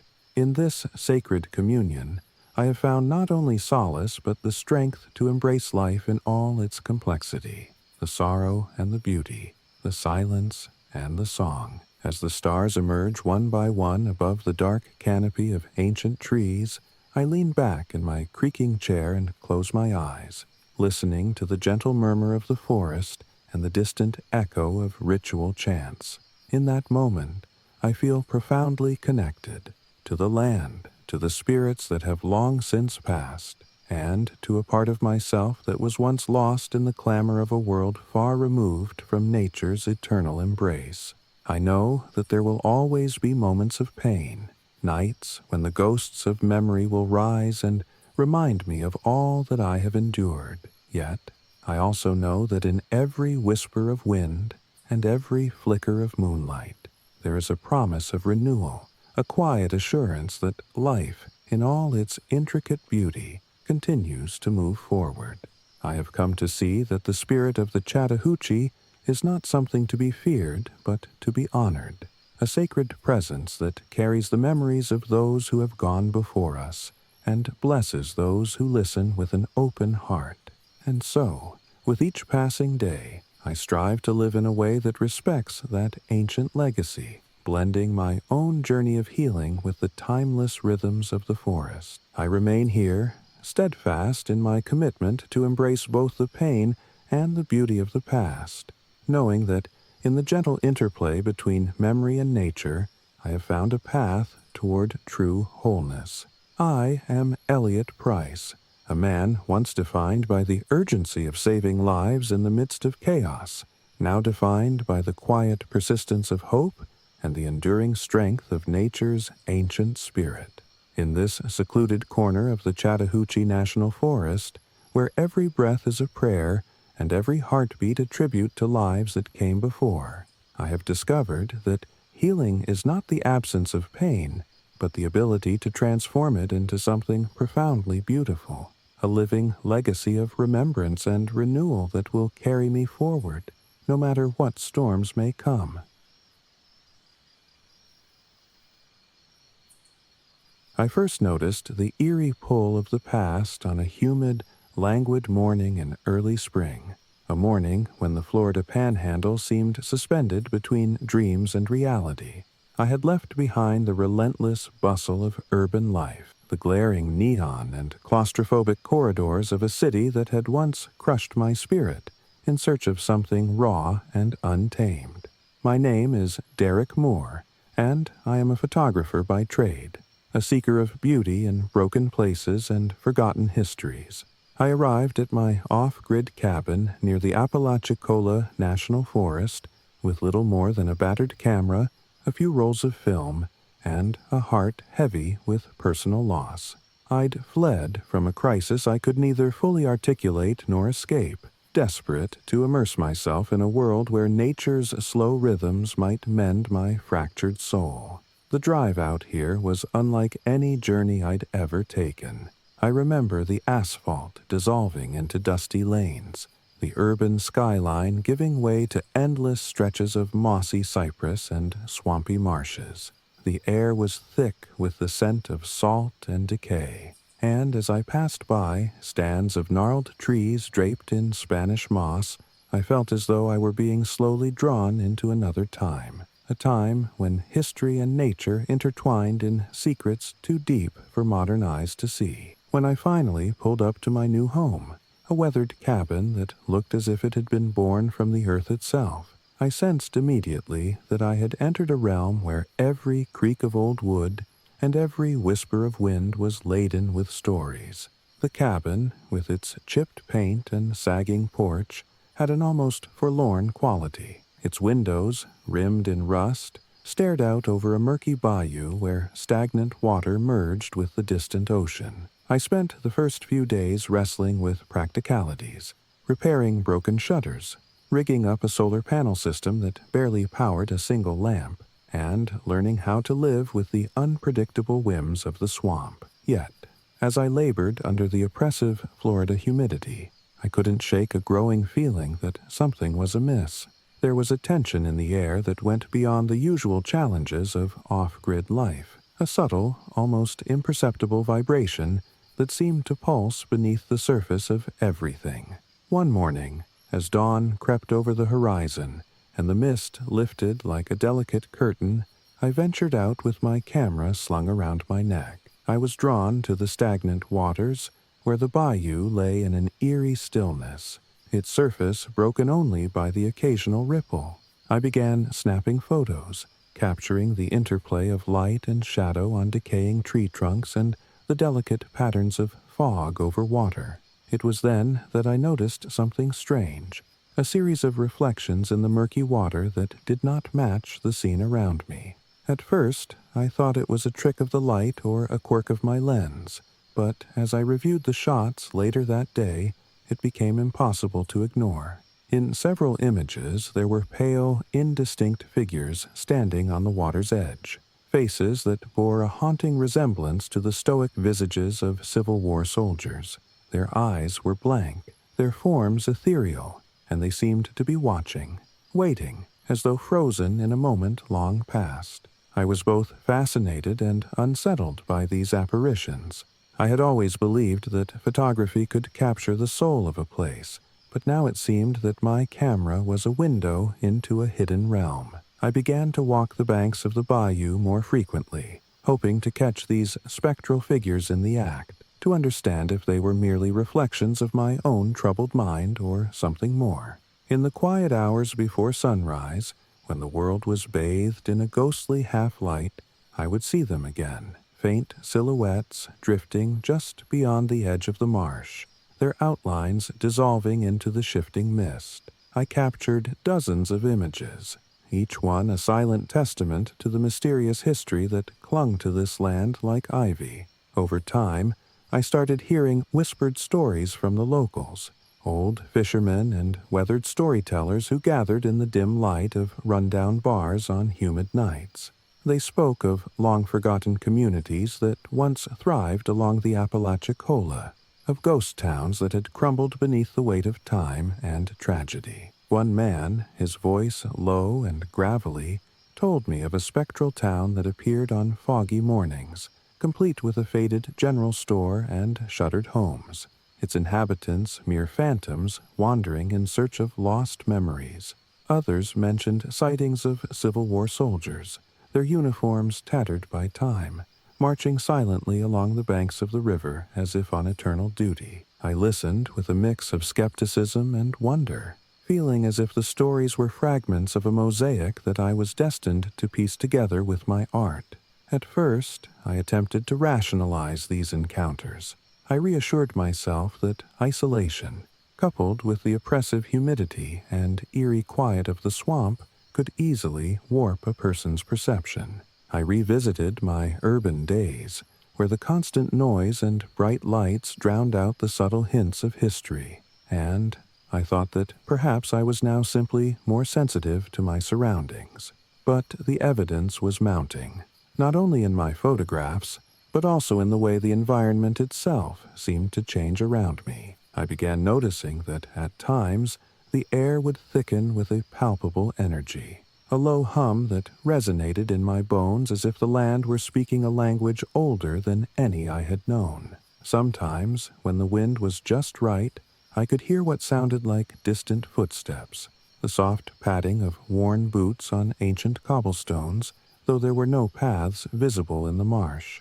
The more I observed, the more I felt that these phenomena were deliberate, a silent invitation to witness something that transcended the ordinary. Determined to learn more, I started keeping a meticulous log of every unusual occurrence, the time of day, the weather conditions, the position of the apparitions in my photographs, and even the specific hue of the fog that seemed to herald their appearance. I experimented with different lenses and shutter speeds, trying to capture the fleeting details of the ghostly images. Late at night, I set up a makeshift tripod on a rickety wooden pier that jutted out into the bayou, leaving my camera to record the subtle movements of the mist and the murmur of the water. Reviewing the images in the harsh light of day, I marveled at the clarity of the spectral figures. Their forms were crisp against the soft backdrop of the swamp, and in a few frames, I even detected the glimmer of eyes that seemed to follow my every move. In the midst of this quiet obsession, I found myself grappling with an inner turmoil that was as much about my personal past as it was about the mysteries unfolding around me. I had come here seeking refuge from a life that had become unbearable, a life of loss and regret that I had tried desperately to escape through the lens of my camera.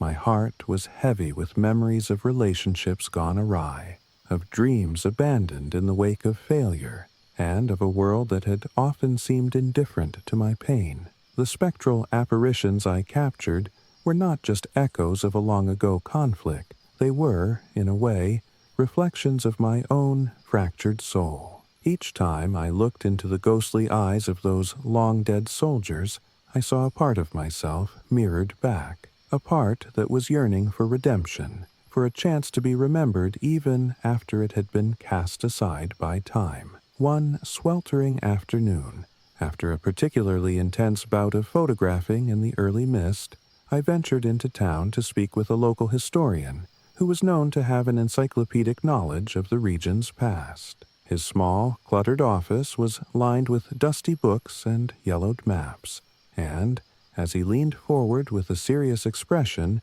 he recounted the grim tales of a community that had been decimated by both natural disaster and the ravages of war. He told me of a regiment that had been stationed along the Apalachicola during the Civil War, of how many of its soldiers had vanished without a trace in a series of unexplained incidents that were later attributed to a cursed stretch of marshland. His voice was grave as he described how the restless souls of those soldiers were said to still roam the bayou, their duty unfulfilled, their memories preserved in the very fabric of the swamp. I left his office with a head full of conflicting emotions, a mixture of awe, sorrow, and a burning need to document the truth of these stories through my photographs.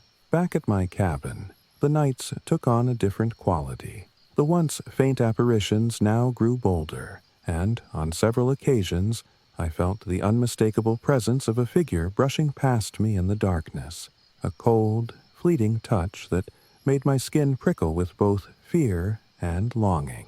One particularly memorable night, I was awakened by the sound of soft, measured footsteps outside my window. I crept to the window and peered out into the dense fog that had rolled in from the bay. For a brief, heart-stopping moment, I saw a figure, a man in an old-fashioned uniform, his face half obscured by shadow, standing on the edge of the water. The sight was so vivid, so achingly real, that I nearly dropped my camera in disbelief. I blinked, and the figure was gone, swallowed up by the swirling mist. I spent the rest of the night huddled on the cold wooden floor, my mind racing with questions. Who was he? What did he want? And why did I feel an overwhelming sense of kinship with this ghostly visitor? I decided to follow up on these encounters by holding a small personal ritual, a kind of photographic seance, if you will. I set up my camera on a tripod in a quiet spot on the dock, leaving it to record the subtle movements of the water and the shifting patterns of the fog. I sat nearby with my notebook and a thermos of lukewarm coffee, waiting for the apparitions to appear. Hours passed in a hushed vigil until, as if summoned by the act of remembrance itself, a series of faint, flickering lights began to coalesce in the distance.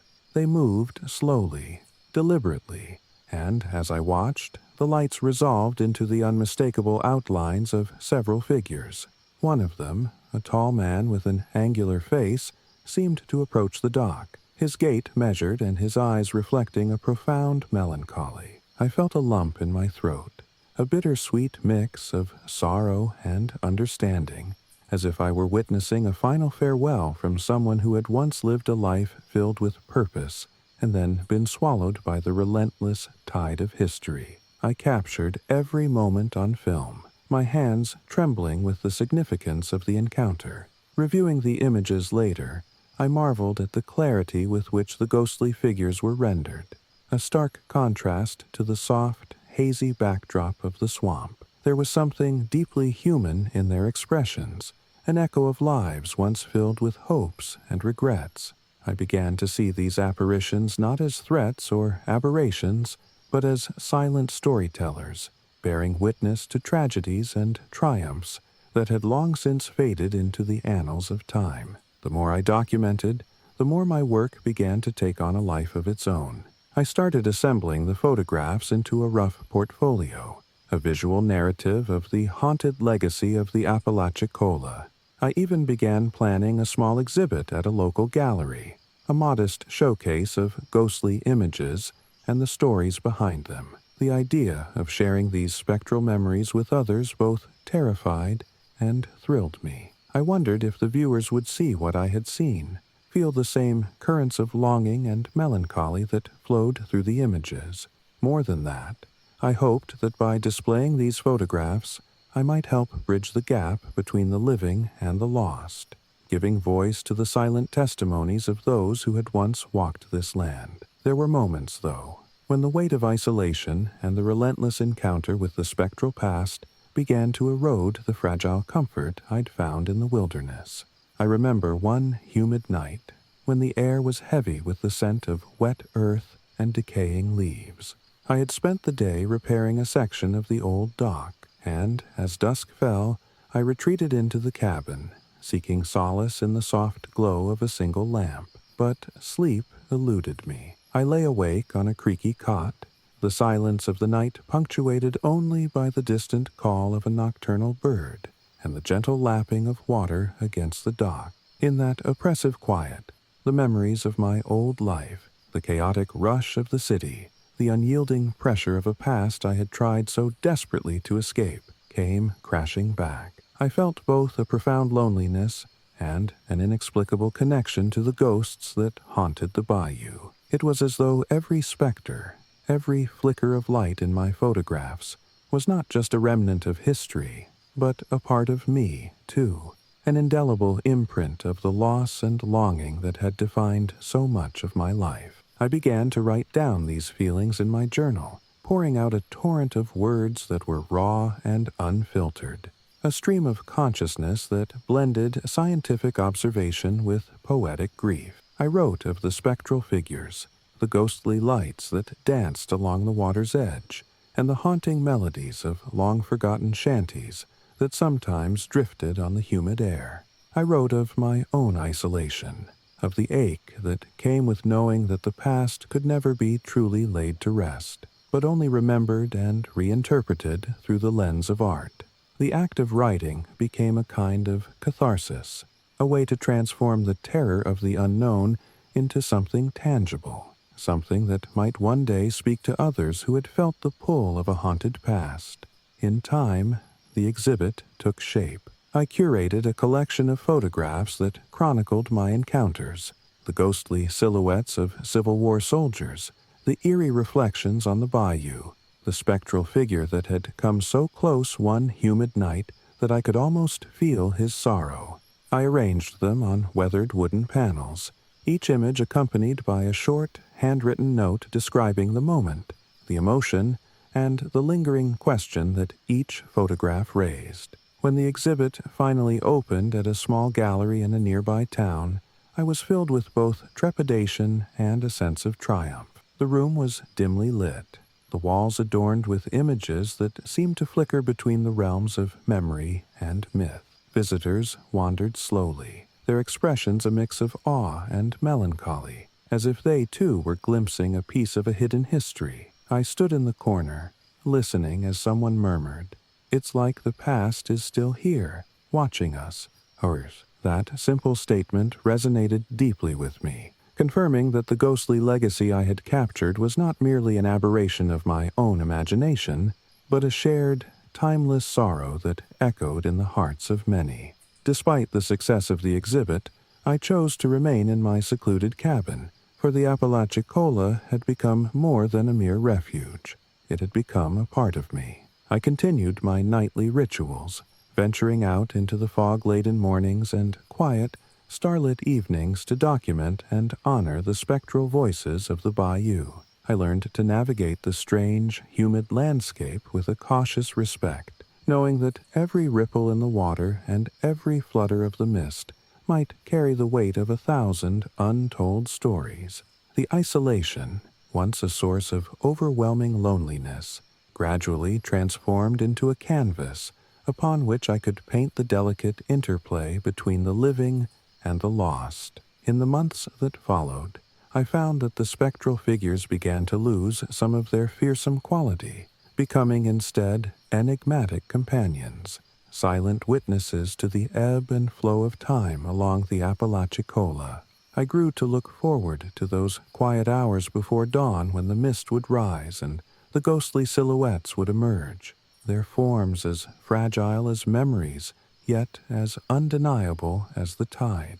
I'd sit on the old dock, my camera ready, and in those moments I felt a profound kinship with the souls that had once walked these lands. Their silent presence, once a source of terror, had become a kind of guidance, a reminder that the past, with all its loss and sorrow, still had the power to inspire hope and creative rebirth. Now, as I sit on the porch of my weathered cabin and watch the slow, relentless tide roll in under a sky freckled with the first light of dawn, I am filled with a quiet determination. I know that my journey is far from over, that there are still mysteries in the shifting fog and in the flickering reflections on the water that I have yet to unravel. But I also know that I have found a way to transform my deepest fears and sorrows into art, a living, breathing legacy that honors the forgotten voices of the past. Each photograph I take, each note I write, is a small act of remembrance, a way of bridging the gap between what has been lost and what remains in the eternal pulse of the bayou. I have come to accept that the ghosts of the Apalachicola are not simply haunting specters to be feared, but rather guardians of memory, keepers of a history that refuses to be silenced by time. In their pale, flickering images, I see not only the tragedy of war and loss, but also the resilience of the human spirit, the enduring hope that even in the midst of profound grief, beauty can emerge. I know that I will continue to document these spectral encounters as long as I call this rugged, humid wilderness my home, and I will share their stories through my photographs, my writings, and my quiet rituals by the water.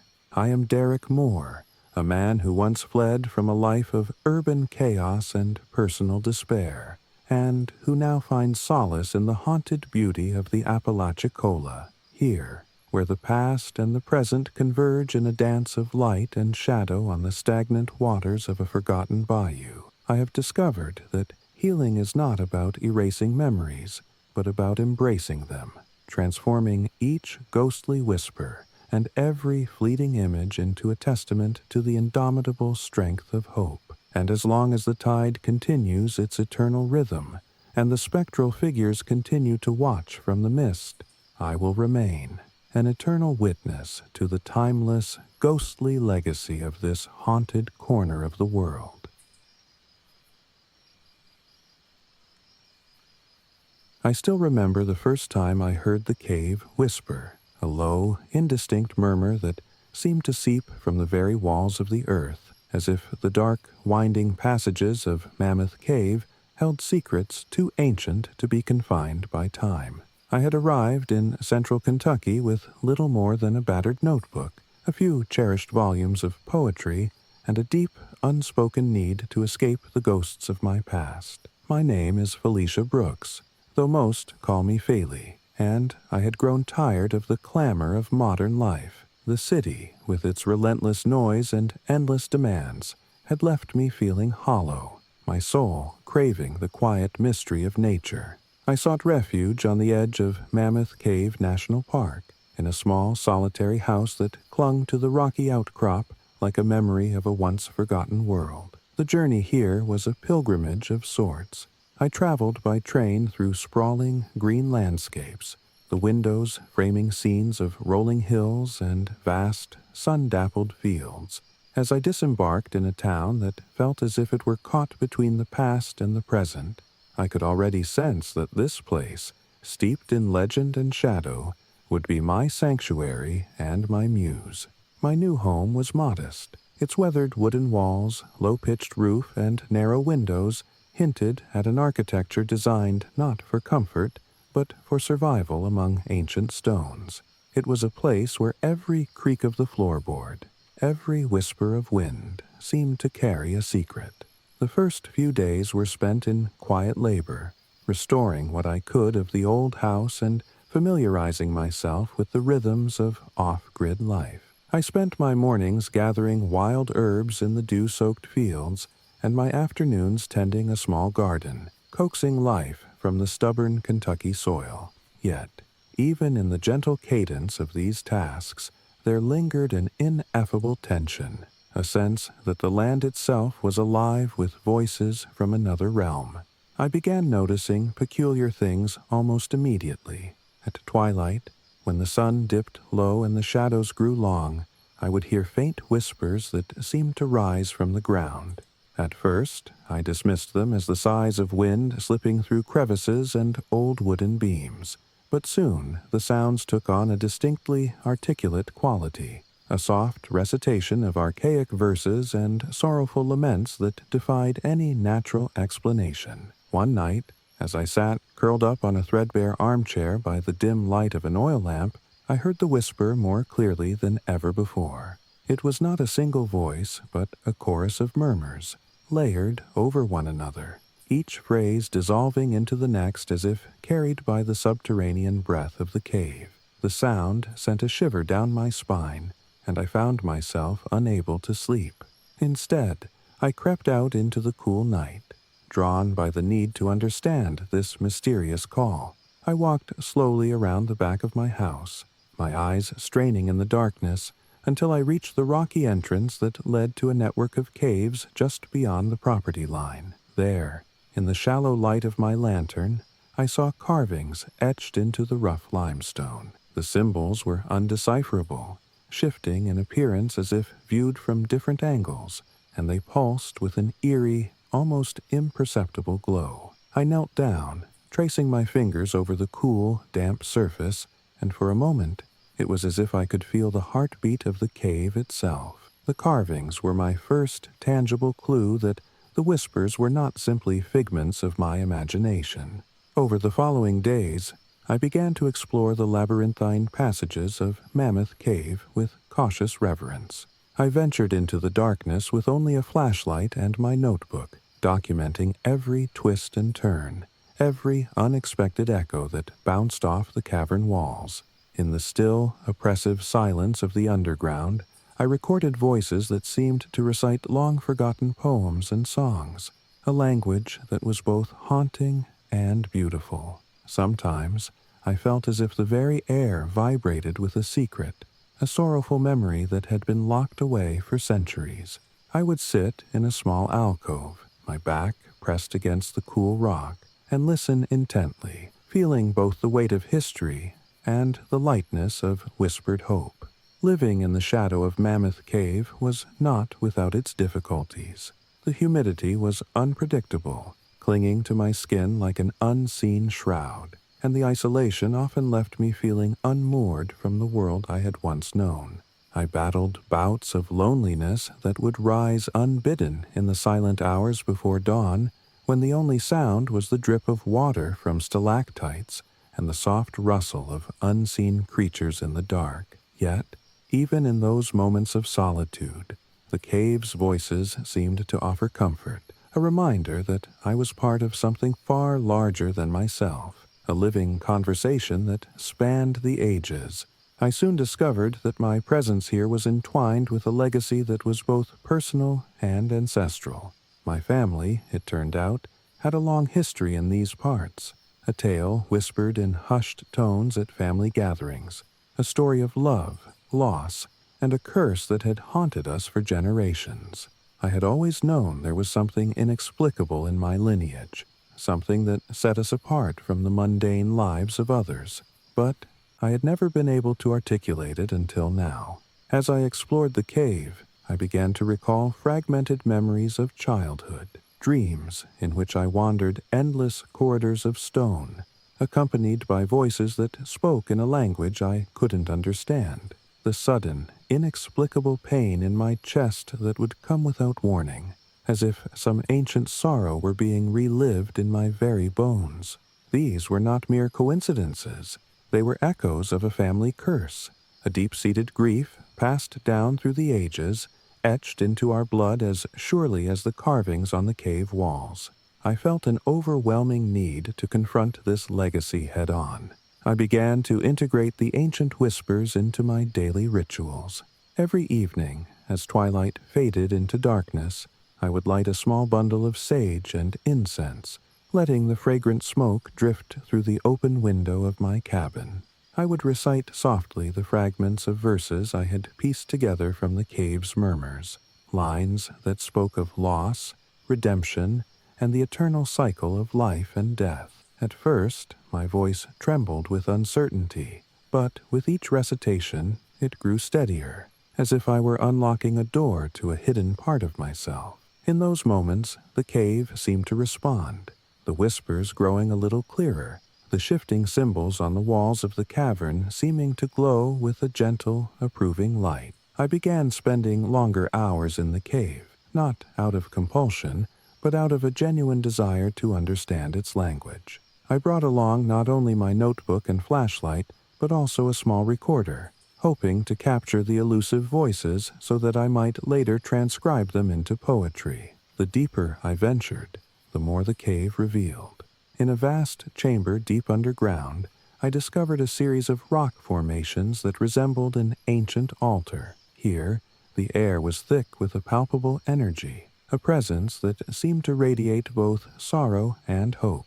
I sat there for hours, feeling as though I were in the midst of a sacred ceremony, a communion with the souls of those who had come before. I felt the weight of every sacrifice, every unspoken prayer, and, for a moment, I was overwhelmed by a sense of belonging, as if the cave had been waiting for me all along. There were nights when the cave's whispers grew into something almost tangible, a chorus of voices that spoke in harmony, their words merging into a haunting melody that echoed in the silent depths. I would sit, alone with my recorder, and listen as the voices wove together tales of ancient love and irrevocable loss, of battles fought in the shadows and promises broken under the weight of time.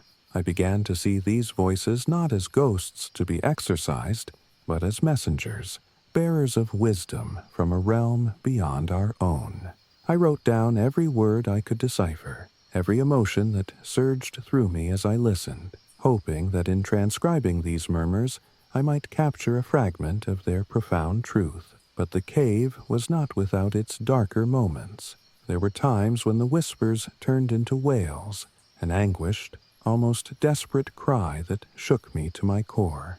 One such night, I found myself awoken by a cacophony of sound, a mournful keening that seemed to rise from the very bowels of the earth. I bolted upright, heart pounding, and scrambled to my feet, my recorder clutched tightly in my hand. The sound was unlike anything I had ever heard, a raw, primal grief that seemed to reverberate through every rock and crevice of the cave.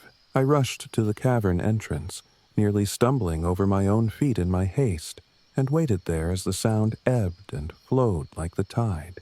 When it finally subsided, I was left with an overwhelming sense of loss, as if the voices of the past were mourning something that had been irrevocably broken. In the quiet aftermath, I found myself weeping silently beneath the open sky, feeling for the first time the full measure of the family curse that had haunted me all my life. As the months passed, I began to weave the cave's whispers into the fabric of my creative expression. I wrote poems that blended the language of the ancients with the raw emotions of my own heart, each verse a tribute to the enduring power of memory and the hope of redemption. I painted scenes of the cave's shifting light, a symphony of shadows and luminous carvings that seemed to come alive under the caress of a passing breeze.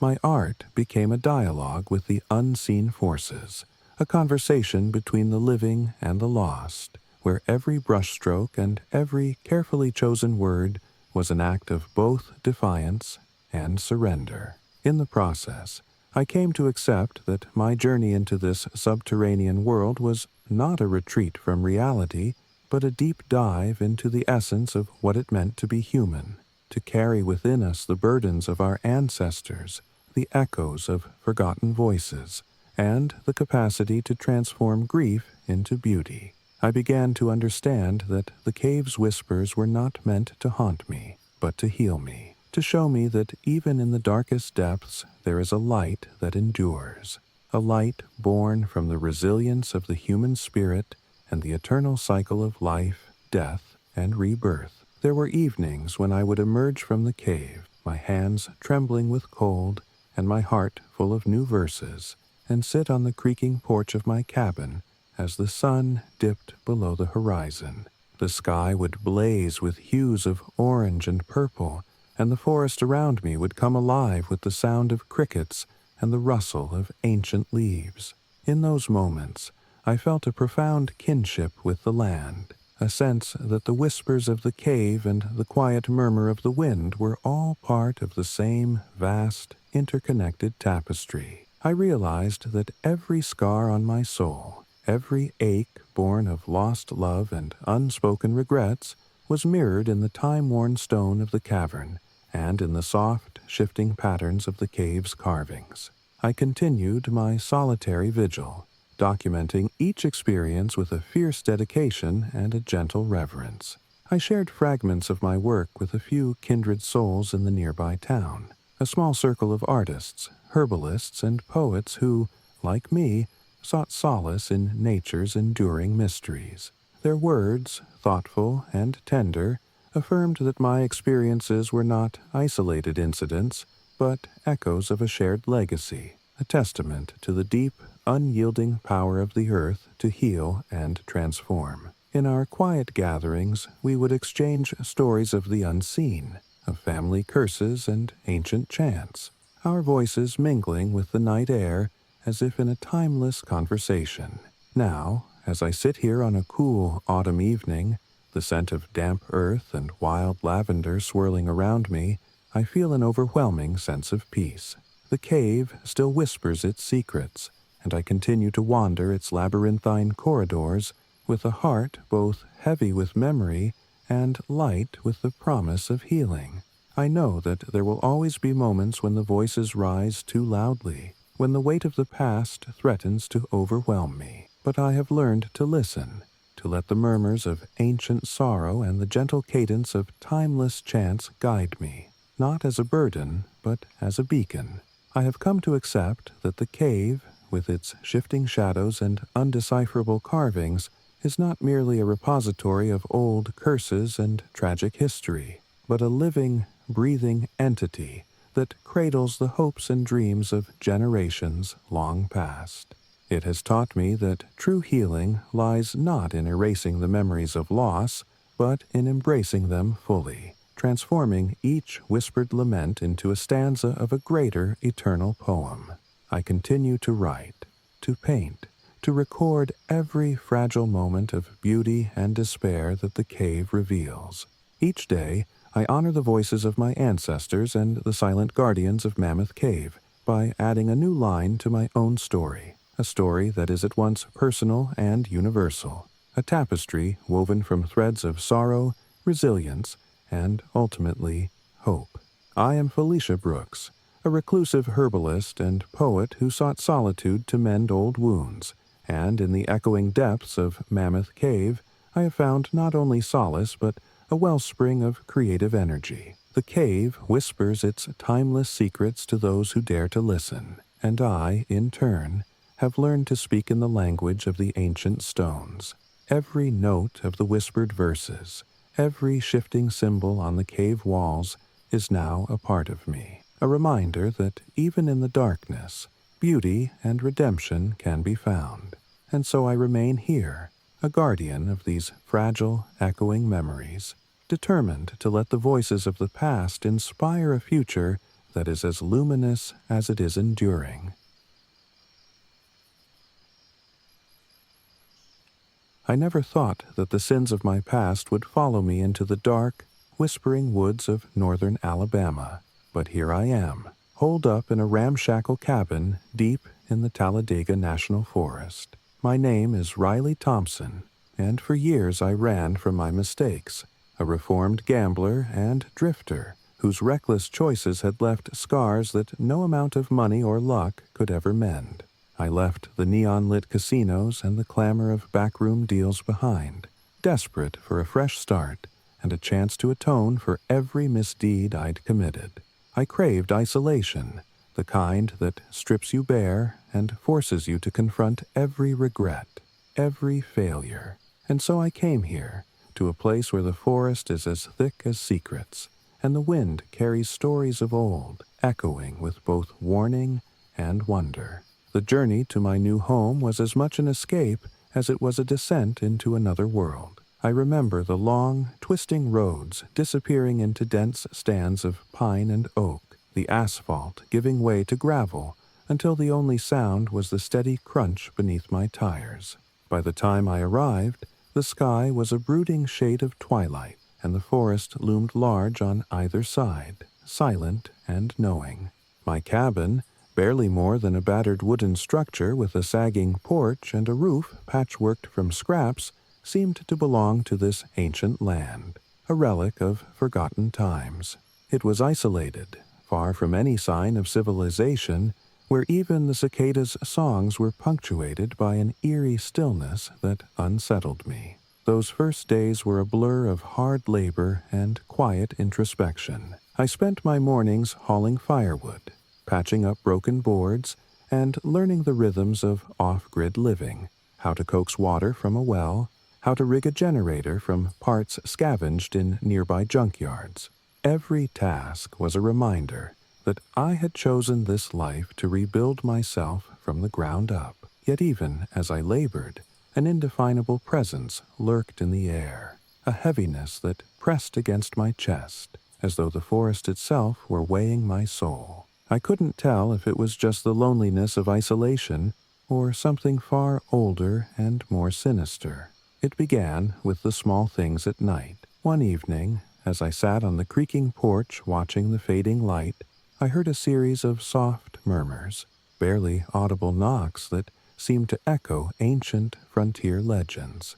I dismissed them at first as the wind tapping against the worn siding of the cabin, but as the nights wore on, the knocks became more insistent. There were moments when I'd lie awake, heart pounding, convinced that someone, or something, was trying to make contact, their faint voice a spectral echo of a bygone era. I tried to reassure myself, telling myself it was only my mind playing tricks, but deep down, I sensed that these were not ordinary sounds. They carried the weight of a long-forgotten sorrow, a lament that resonated with the very soul of the forest. Then came the flickering images. I was out one foggy evening, trudging along a narrow, winding trail in the deepening dusk, when I caught a glimpse of a gaunt face in the gloom, a face etched with lines of hardship and regret, its eyes dark and hollow. I blinked, and it was gone, swallowed by the mist. Over the next several nights, these ghostly visages appeared with increasing frequency. Sometimes I'd see them among the gnarled trees, sometimes in the brief flash of a headlight that wasn't there at all. In one instance, I distinctly saw the spectral image of a prospector, a man whose gaunt, sorrowful face seemed carved from the very rock of the mountains, his eyes pleading for recognition and forgiveness. The image flickered like an old film, and as soon as I looked away, it vanished. The sight left me shaken, stirring a mix of dread and a strange, almost magnetic curiosity. I began asking questions around the few local establishments, a rundown diner, a dusty general store, even a bar where the patrons spoke in hushed tones about the old legends. The stories I gathered painted a picture of a curse that had long plagued these woods. According to the locals, there was once a prospector, a man driven by greed and desperation, who had ventured into these very forests in search of fortune. Instead, he found nothing but the cold, unyielding heart of the wilderness. Legend had it that his greed had angered the spirits of the land, and, as punishment, a terrible curse had been unleashed. His ghost, they said, roamed these woods, forever doomed to wander in search of redemption that would never come. I listened, rapt, as one old-timer described how, on moonless nights, soft murmurs and knocks could be heard at the edge of the forest, as if the prospector himself was trying to break free from the chains of his own remorse. I wasn't entirely sure if I believed it all, but the weight of the stories clung to me like the humid Alabama air. Back at my cabin, the signs grew bolder. The soft knocks at night became a persistent companion. I'd often awaken in the small hours to the sound of something scraping against the wooden siding, a gentle, rhythmic tapping that seemed to echo ancient mining maps. I started noticing strange symbols etched into the bark of trees near my property, cryptic designs that resembled old mining charts, their lines twisting and curling like the veins of the earth itself. I couldn't tell if they were the work of local pranksters or remnants of some long-forgotten ritual, but they set my heart racing with a mixture of fear and intrigue. Each new mark, each uncanny occurrence, seemed to call out to something deep within me, an urge to confront the past, and the curses that had driven me to this lonely corner of the world. I decided I couldn't simply sit idly by while the shadows of my past and the ghosts of these woods haunted me. With a mixture of trepidation and resolve, I began to prepare a token of redemption, a small charm fashioned from relics of my own troubled history. I scavenged bits of metal and worn leather from my old life, remnants of a time when I'd gambled and drifted with reckless abandon, and I assembled them into a crude talisman.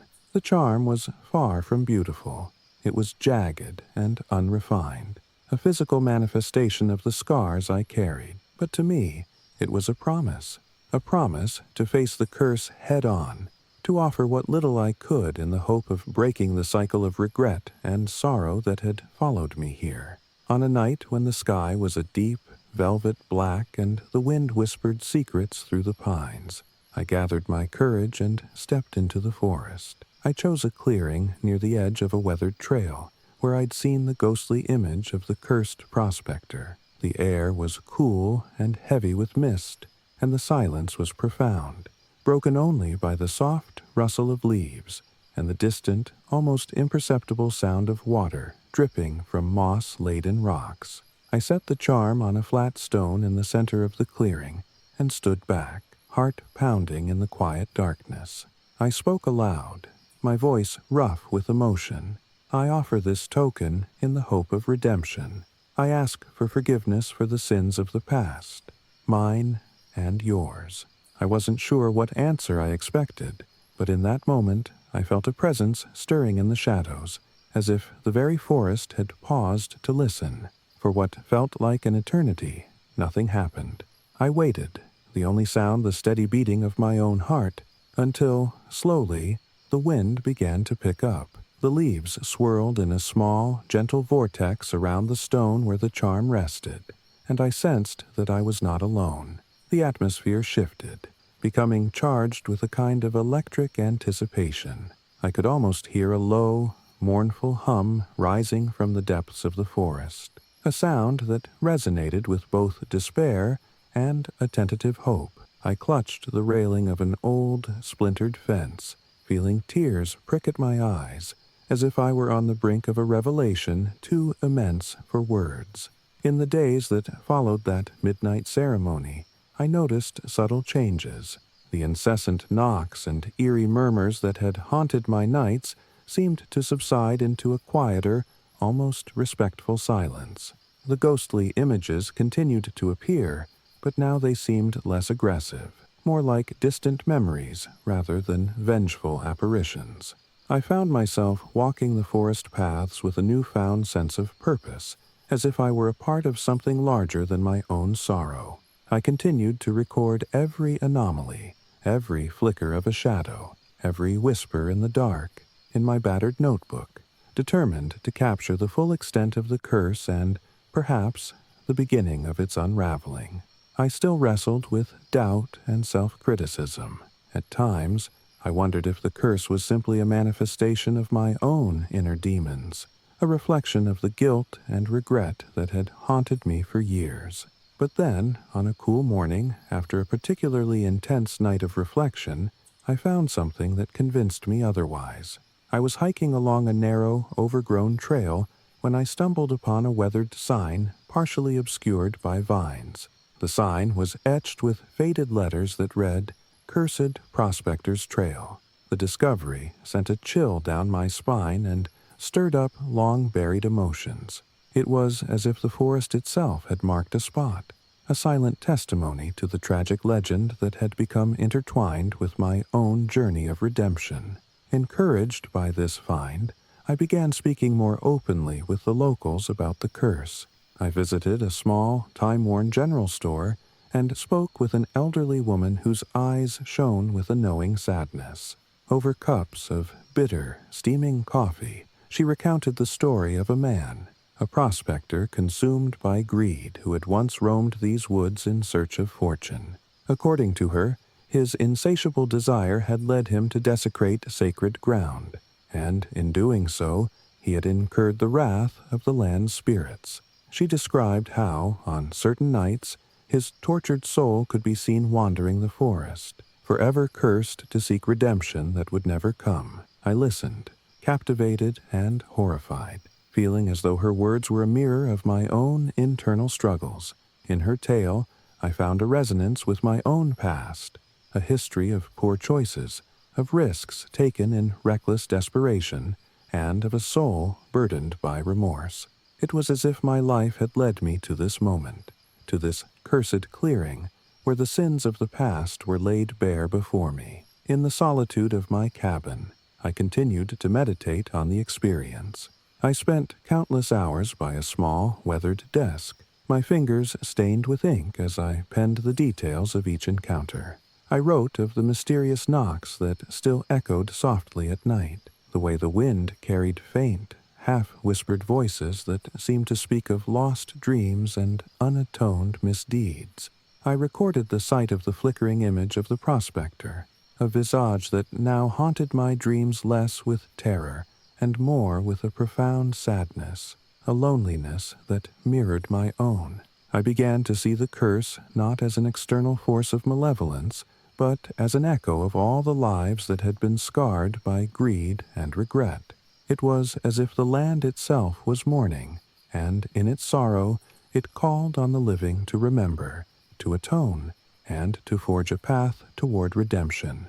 Every day I ventured a little further into the forest, retracing the steps of the old prospector's trail, studying the ancient symbols etched into the bark of towering oaks, and listening for the soft murmur of the curse that seemed to pulse through the undergrowth. I even started to collect relics, small pieces of tarnished metal, fragments of old mining tools that I found scattered among the leaves. These relics, imbued with the weight of history, I carefully stored in a battered tin box, treating them as sacred tokens of a bygone era. They became my talismans, reminders that the past, though heavy with sorrow, was also a reservoir of lessons that could guide me toward a better future. Then came the night of reckoning. It was a moonless, stifling night when the forest seemed to hold its breath. The air was thick with the scent of damp earth and decaying leaves, and an oppressive silence blanketed everything. I had decided that I could no longer simply endure the curse.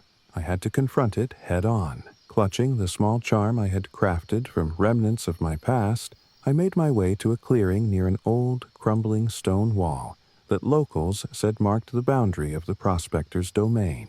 I set the charm on a flat rock at the center of the clearing, my heart pounding with a mix of fear and determination. In that moment, I felt the presence of the forest intensify, as though the very air were charged with an ancient energy. I spoke aloud, my voice steady despite the tremor in my hands. I offer this token of redemption in the hope of breaking the curse that has haunted these woods for too long. I ask for forgiveness for my own sins, and I honor the lives that have been lost. Let us find peace."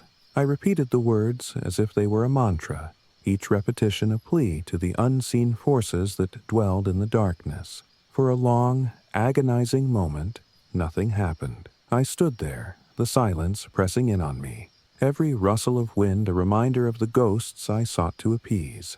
Then, slowly, almost imperceptibly at first, the wind began to stir.